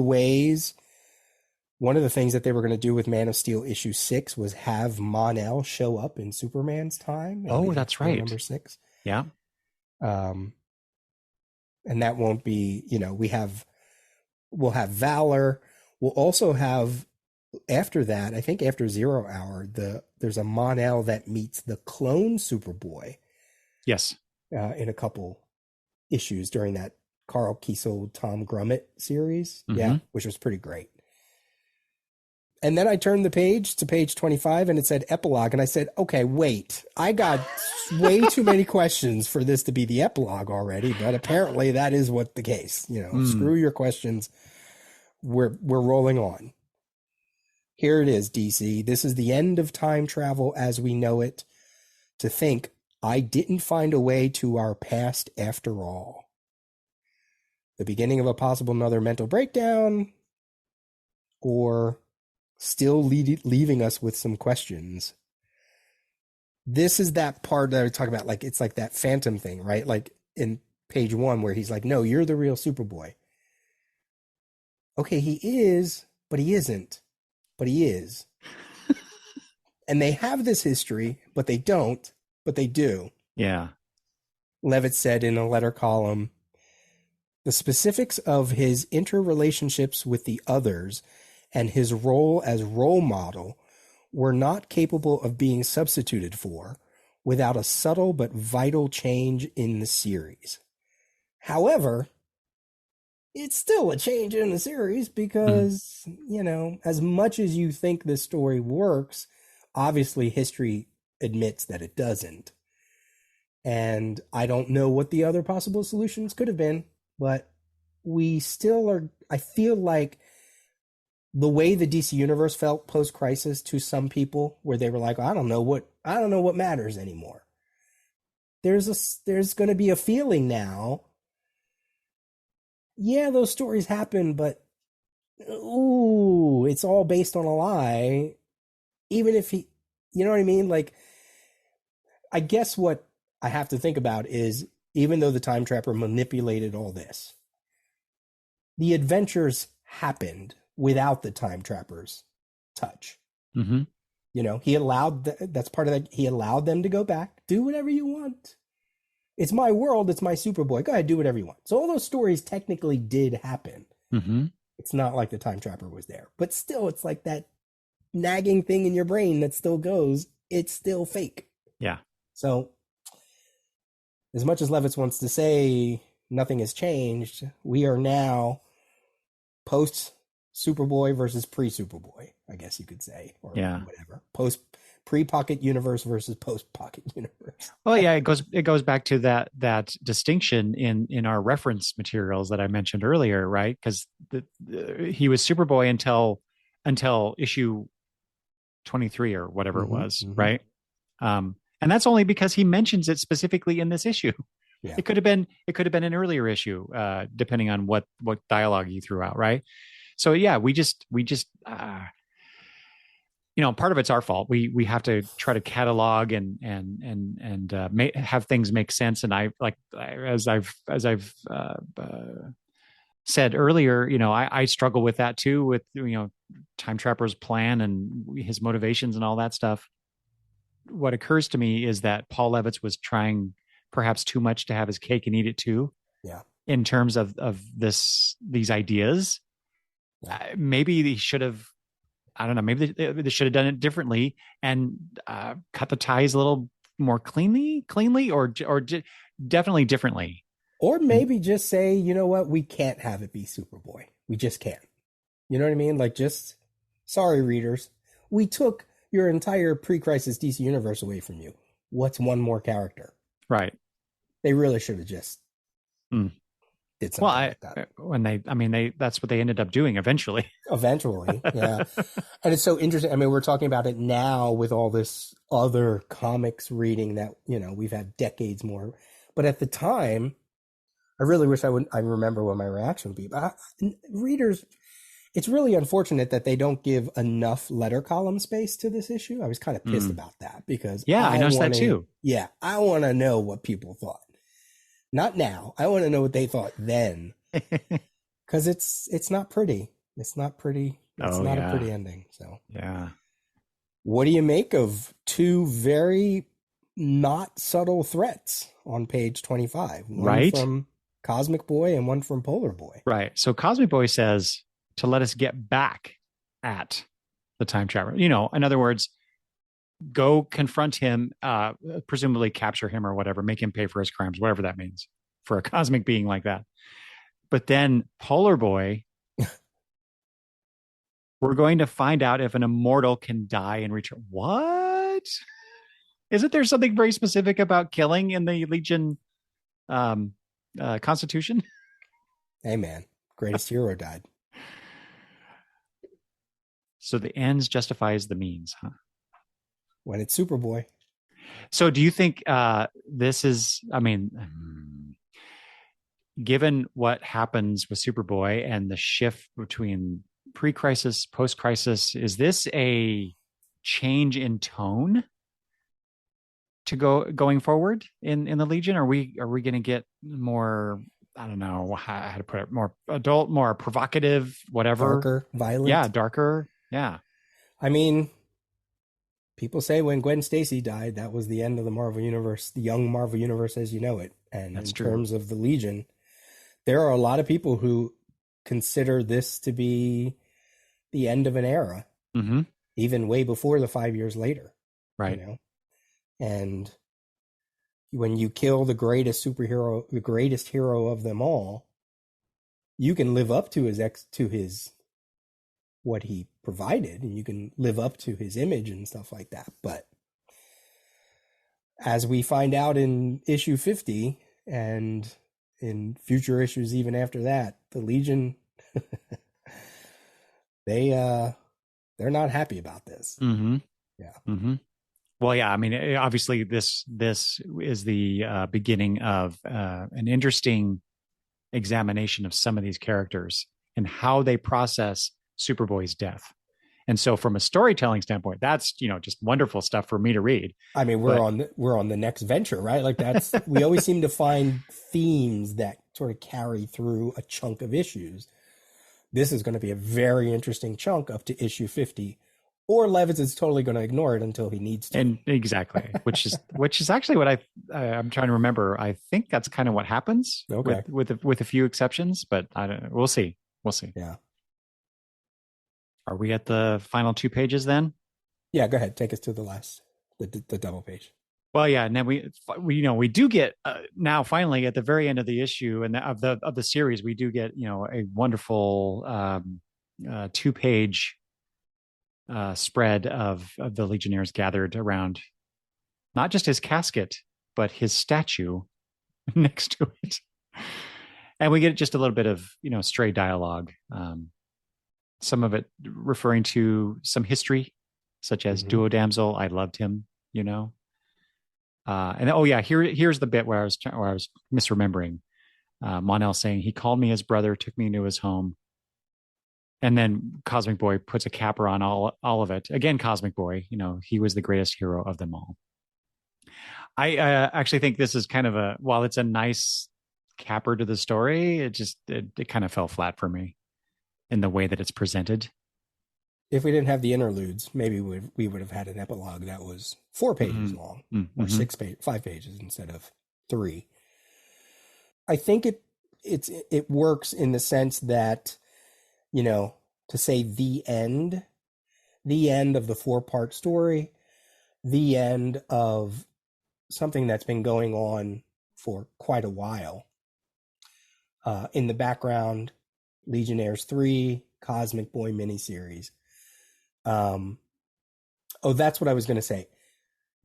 This notion of them going into a darker place because Time Trapper killed the greatest hero of them all, and killed him for what? Right?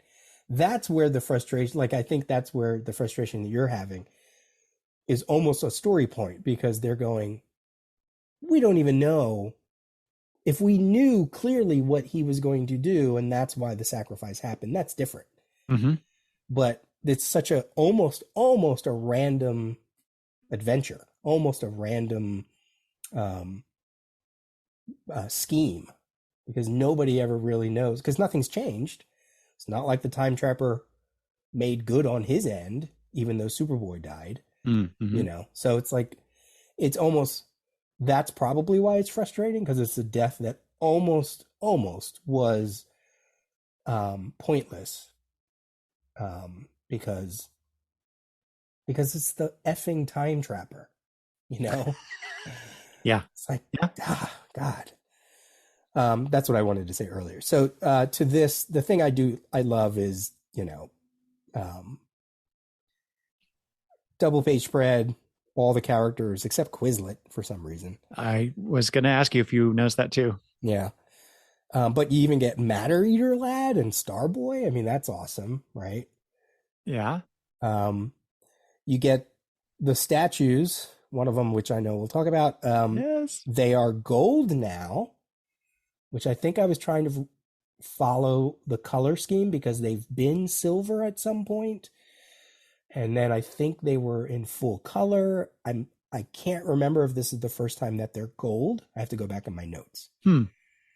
Because even in issue 304, to go back to 304, at the end there, they were silver. And, okay, that's right. Yeah. Yeah. So always love when they're in gold. The Legionnaires shop at the same place that Star Trek shops, in terms of, the torpedo for Spock. Looks quite the same. It does, yes. Yeah.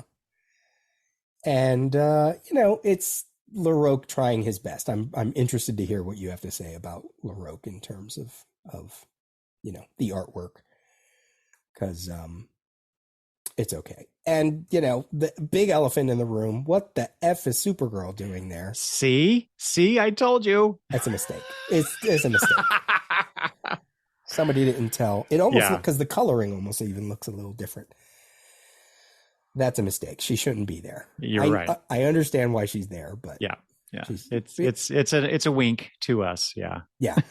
The problem is, this is the problem with it though, and they address it in the letter column. All right, we're worried about the stories the Legionnaires have with Superboy. What about all the stories they have with Supergirl? What about all the stories they have with Superman? What about all the stories they have with Yeah. Batman, Justice Yeah. League? And Paul Levitz is just like, look, we're not capable of being, or no, what does he say? He's like, okay, we get it. He calls them fairly irrelevant when he talks about the DC Comics Presents issues. Sure. But then I'm like, the subs met Superman in a fairly relevant story, I thought, which I guess you could write off as a jokey story. But I think most of it is like they just threw up their hands and go, look, this is what we could do with this. Please, we got to be done. We got Just let it go. Let it go. Oh, yeah, Supergirl's there. Let it go. She'll slowly fade away out of his existence. So, Yeah. I kind of like that idea, though. It's like, guys, we did our best with what we had. We got to move on. And to the point about stories existing, I guess that's what all the dialogue is suggesting, as you mentioned, because it has history. Duo damsel still loved him. He was a legend. He was a friend. He was a brother. He saved, I guess, that Saturn girl's life. Mm-hmm.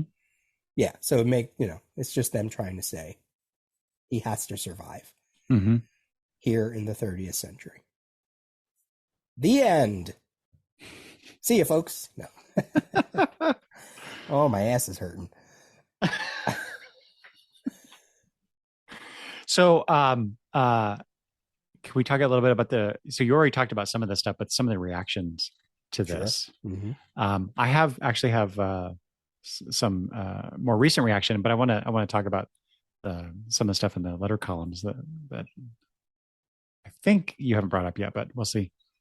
But some of the reactions I got about the issue itself from the people on Twitter recently, Sean said, this issue is heartbreaking. Let's see. Lover of Geekdom said, removing Superboy permanently wounded the Legion. They've never really recovered. And I was curious what you thought of that. Do you think that's true? Do you think that Superboy played that large of a role in the Legion, in its popularity, in its execution? I say no, because I started reading Legion when Superboy really didn't matter. They were their own being by that point. They were their own concept. It didn't matter. And they've existed in that state longer than they existed out of that state. Yes, by this point, 58 to 87 to 2022, I mean, they keep flip-flopping back and forth. And then, unfortunately, like Donna Troy and like Hawkman, they've now hit a point where their origin being messy is almost part of their origin. Yeah.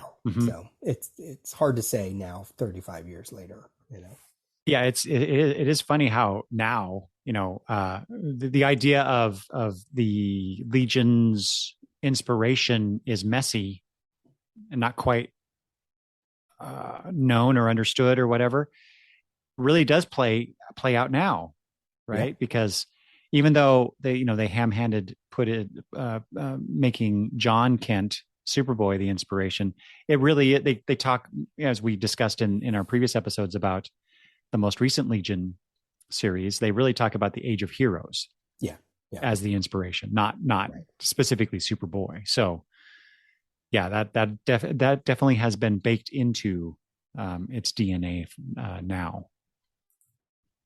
Pulp Fiction Comics said, I absolutely loved this comic book, issue 38. So emotional, so well done. A cosmic story about friendship, which I really liked that. That's why I wanted to make sure to include that comment. A cosmic story about friendship. I thought that pretty much encapsulates this story to some degree. So, and then finally, Rob just said the crisis effect. Ugh. Thought you might get a kick out of that. And we're still living with it at this point in time where we're recording, because they have the Dark Crisis on it. We're smack in the middle of that. Don't get me started on that. I have a question. Yeah. Okay, go ahead. No, go ahead. Finish. No, finish. Oh, I was just going to go on to some of the or just generally talk about the feedback in the letter column. So yeah, go ahead. Well, just people didn't like it. From what I read, they just did not like it. Yeah. Let's see here. Let me find my notes on that. Oh yeah, I think you touched on this earlier. One of the letter writers proposed plucking Superboy and Crypto from the past and having them permanently join in the 30th century. And I think you already read what Levitz said about that. Did you? I forget now. Did you? So we have this stuff from Levitz responding to the first letter in issue 42. Oh no, I haven't. Yeah, that's a major response. Right. Yeah. So he says, yeah. So the letter writer was just talking about the impact of Superboy on the Legion and what happened. Yeah, you touched on this too. What happened with the previous adventures of Superman and Justice League, Supergirl, and others. So anyway, Levitz's response was, that was our basic goal in resolving the crossover storyline, ending with a set of facts that could explain the body of previous Legion history as actually having taken place, and yet permitting no significant deviation from the revised history of Superman. There were a number of, this is what I found interesting, there were a number of constructive suggestions thrown on the table by all concerned, and we all made compromises to make them fit. Without addressing this goal, we felt the Legion would have been irreparably weakened, not simply in the issue of how many of the Legionnaires' lives Superboy saved, but in how many he changed. The specifics of his interrelationships with the others and his role as role model were not capable of being substituted for without a subtle but vital change in the series. I think you touched on that a little earlier. Mm-hmm. So yeah, just I just from an insider's view, I would love to know, what were these suggestions and what were the compromises? I mean, obviously we got what the result of the compromise, but what else was discussed besides what we ended up with? So that just fascinates me, and we'll never know. There was that Phoenix, the Untold Story one shot in the early 80s, mm-hmm. where they actually printed a transcript of the conversation of the ending of the Dark Phoenix saga and why they did what they did. Right. They needed to do that with Superboy. You think? Oh, they should have. Oh, yeah. Should have. That would have been fantastic. Ooh. Oh, so in some alternate world, Peter, that has happened, and we just need to find it. Somebody has a tape of it. Question. Okay, go ahead. Question for you. Was, going back to that interlude, the second one with Polar Boy, was Polar Boy right, or was he not right to send the whole team back? And is that why he says it's guilt? Is that why he's pissed? Ooh. Oh my God. I hope that turns out to be true. We'll have to pay attention to that. Yeah, of course. The answer to that is course. He was wrong. They should have sent more Legionnaires. Always send more Legionnaires. Because nothing happened, technically. Even though they had the most powerful ones there. Yeah.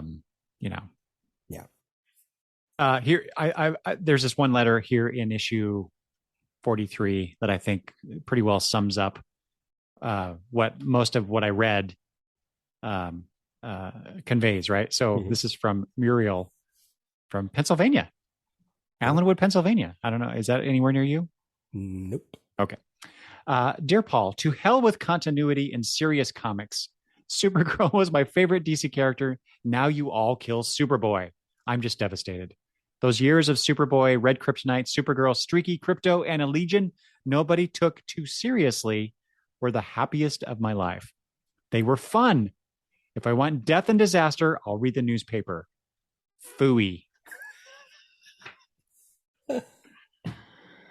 I can kind of commiserate with Muriel for that reaction. What did you have about Greg LaRocque in this issue? Got to get that in here. Sorry. Okay. So I have something from Paul and something from Greg here. So let's do Greg first. So in this interview with Greg in the Legion Companion, the question was asked, is there any one story arc or issue that you're especially proud of? Greg said, well, the death of Superboy, of course. Yeah, that's pretty much it. Okay. So what I thought I was going to read here was I read somewhere, not in here apparently, that he took extra time maybe it was something that Paul said in a previous issue because They got somebody else to do one of the other issues just prior to this, right? So that Greg could have a lot more time to devote to doing this story. And unfortunately, I don't know that we see the intent of that effort here.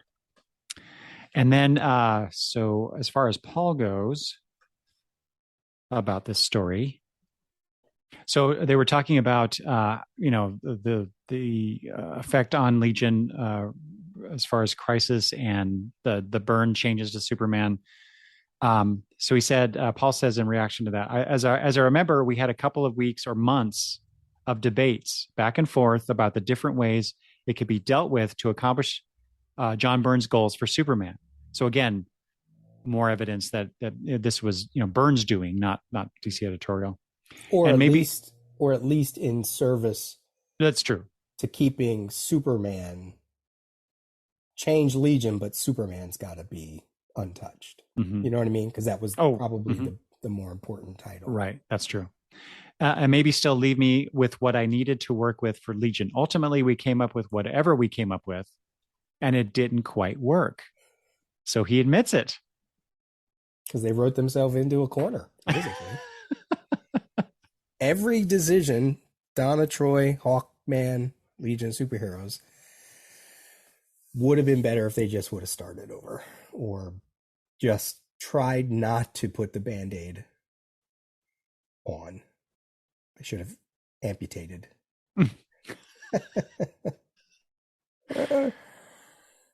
Unfortunate, but I do have some historical things, if you don't mind, if this is a good point to do that. Sure.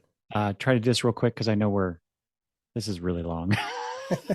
but I felt it was important because we've talked a lot about how Superboy is important to the Legion history, but Superboy himself as a character, which predated the Legion, was very important to DC's publication history.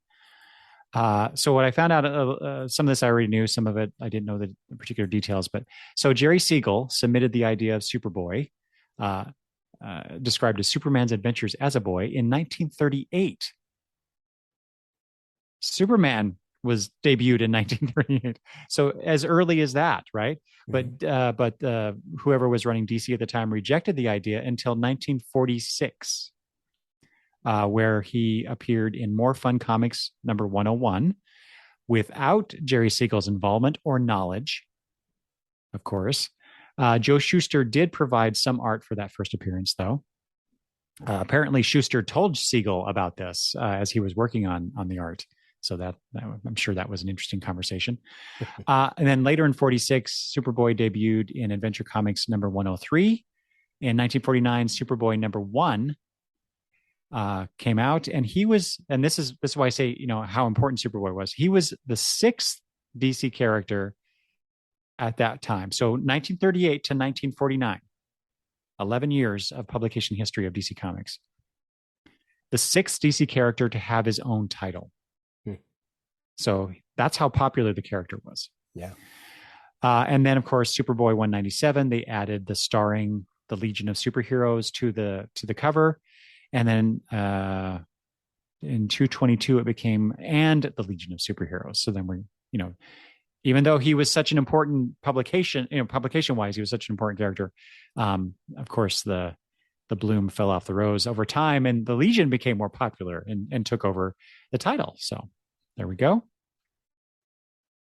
I also found out, I read that little bit from Crisis Compendium. That's where they identify, as far as I can tell, that's where they first identify the Pocket Universe as Earth 23. Probably because of its first appearance in Legion of Superheroes number 23. Interesting. Yeah. It does appear again in the Supergirl saga in the Superman titles later, about a year later-ish. Yeah. And then, of course, you mentioned Valor before. Yeah. We see Superboy and the Pocket Universe Earth in Valor 22 as part of the End of an Era saga. They like to call these things sagas a lot, don't they? And then, you also mentioned the Superboy appearance in Superboy, the clone Superboy Is that the right term for that character, the clone Superboy? Yeah, Connell. Yeah, Yeah, Connell. Yeah, yeah, yeah. There you go. So I'm sure we'll touch on some of this stuff as we go forward yeah. on this show. But yeah, there's that stuff. And then my final thing, Peter, I started the discussion with issue 38 about the dedication to E. Nelson Bridwell. And there's a little thing at the end of this issue from, I presume, Paul,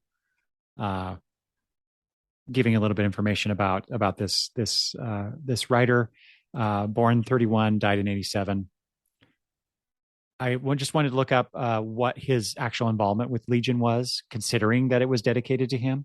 Mm-hmm. And so he was, not only did he write Legion stories among others, but he was also a DC continuity cop, which I believe in issue 37 was it Dick Giordano in the Meanwhile column at the beginning talked about him in that regard.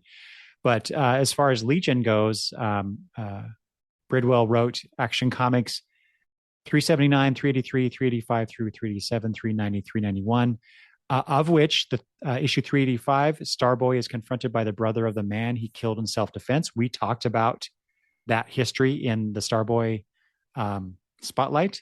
Mm-hmm. I have mentioned about this issue 387, Superboy must leave the Legion due to tax reasons. And that's one of the I think maybe the first time or one of the first times where Superboy was written out of the series for a really bizarre reason. Bridwell also wrote Adventure Comics 350, 351, 356, and 403. 350, not only is it an anniversary issue, Superboy and Supergirl have to leave because of the kryptonite cloud. We've talked about that in the Superboy Spotlight because they're replaced by Surprise and Mysterious, Starboy and Dream Girl. Superboy 172 is a Lightning Lad versus Lightning Lord story. 176 is an Invisible Kid versus Invisible Invader story, which I included those because of the mirror aspects of the characters, Lad and Lord, Kid, right. Invader. He also co-wrote the Secrets of the Legion of Superheroes miniseries, which is one of my very first miniseries that I ever bought. And also he provided many of the Legionnaires' names for text pages in Adventure Comics. So I don't know which ones, which names he's responsible for, but I'd sure love to find out. And I think this is correct. He also co-created White Witch for her appearance. I guess I didn't go any further than that, but that's something that I had read. So lots of Legion history involving Mr. Bridwell. Yeah, White Witch created by E. Nelson Bridwell and Kurt Swan. Cool. Died young. Only 50-some years old. Yeah. Scary. And Peter, I think that's all I have for this story and these issues. Okay. Well, there you go, folks. Episode 50, 4-hour extravaganza. 4+ hour. Yeah. So listen slowly. Or listen in chunks. I mean, listen at half speed and make it last longer. No. But certainly a worthy story, clearly. I mean, it's obviously a worthy story if we've talked that much about it. Because there's a lot of stuff we had to talk about. We've been talking about Time Trapper. We've been talking about time travel. We've been talking about Superboy. What new questions await as we go into our next episodes? What is our next episode? Let me look that up real quick. While you're doing that, I kind of hope that we don't have a Time Trapper story until issue 50, because I think I'm a little time trappered out, given everything that we have talked about over the last, I think, just a couple of years. Yeah, agreed. Well, next episode, if we follow along, would be Legion of Superheroes 39, which is a flashback tale, which is sort of common after big events. We tend to get a flashback tale either before or after. And then after that, we'll have to do a Tales episode because we go to Legion of Superheroes Annual number 3, featuring an all-new Substitute Heroes. I don't know that I've read this. that issue. That a new substitute heroes does not sound familiar to me. So okay. And then just to give a spotlight, then after that, we got some Starfinger issues, some Millennium issues coming up. We have the 45th anniversary, or well, it's issue 45, which is the 30th anniversary or 35th anniversary? I forget. Yeah, 30th, I think. And then we lead. After that, we'll be going into a storyline that will head us right into issue number 50. So.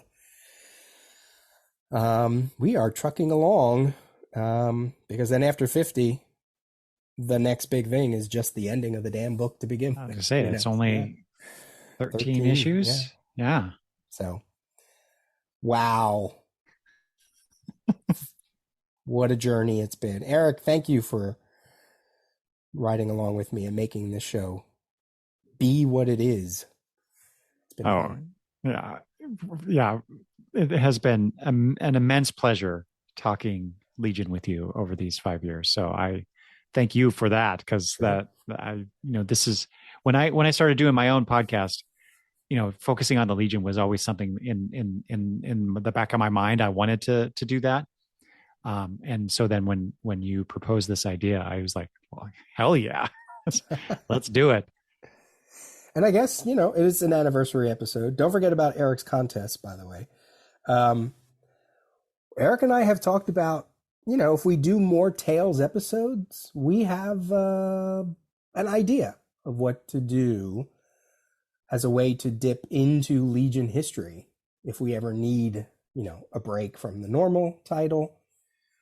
We always like to go backwards when we can, as a way to talk about whatever we're talking about currently. But some of those Tales episodes, we might go back just for the fun of it. So if we do, it's just a tease. If we do it, it won't be for a while, but we have a plan to it. So we'll see what happens, and it'll help us. Go ahead. So I was just so many really good opportunities here. Yeah. Just a way to expand our Legion conversation. And I think that's the thing I've come away with the most through this podcast, is just learning so much and realizing how much I don't know and filling in the gaps. And I have to say, post 38, I remember a lot of these issues, but there's going to be a lot that I don't remember. Might be some that I haven't read before. So I'm really looking forward to see what the new tone is. Yeah, after this, for sure. Yeah. Exactly. So, because this chunk of issues coming up, before issue 50, I think, they're still pretty much unknown to me, I believe. Cool. So yeah, this will be a fun examination or discovery. So stay with us, listeners. We're going to keep going. So thank you for powering through this multi-hour extravaganza. We will, we'll keep going.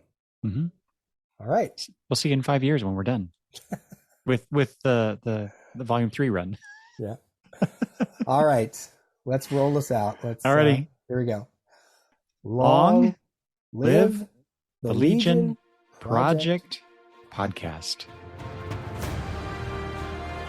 Yeah. Bye, Peter. Bye, everybody.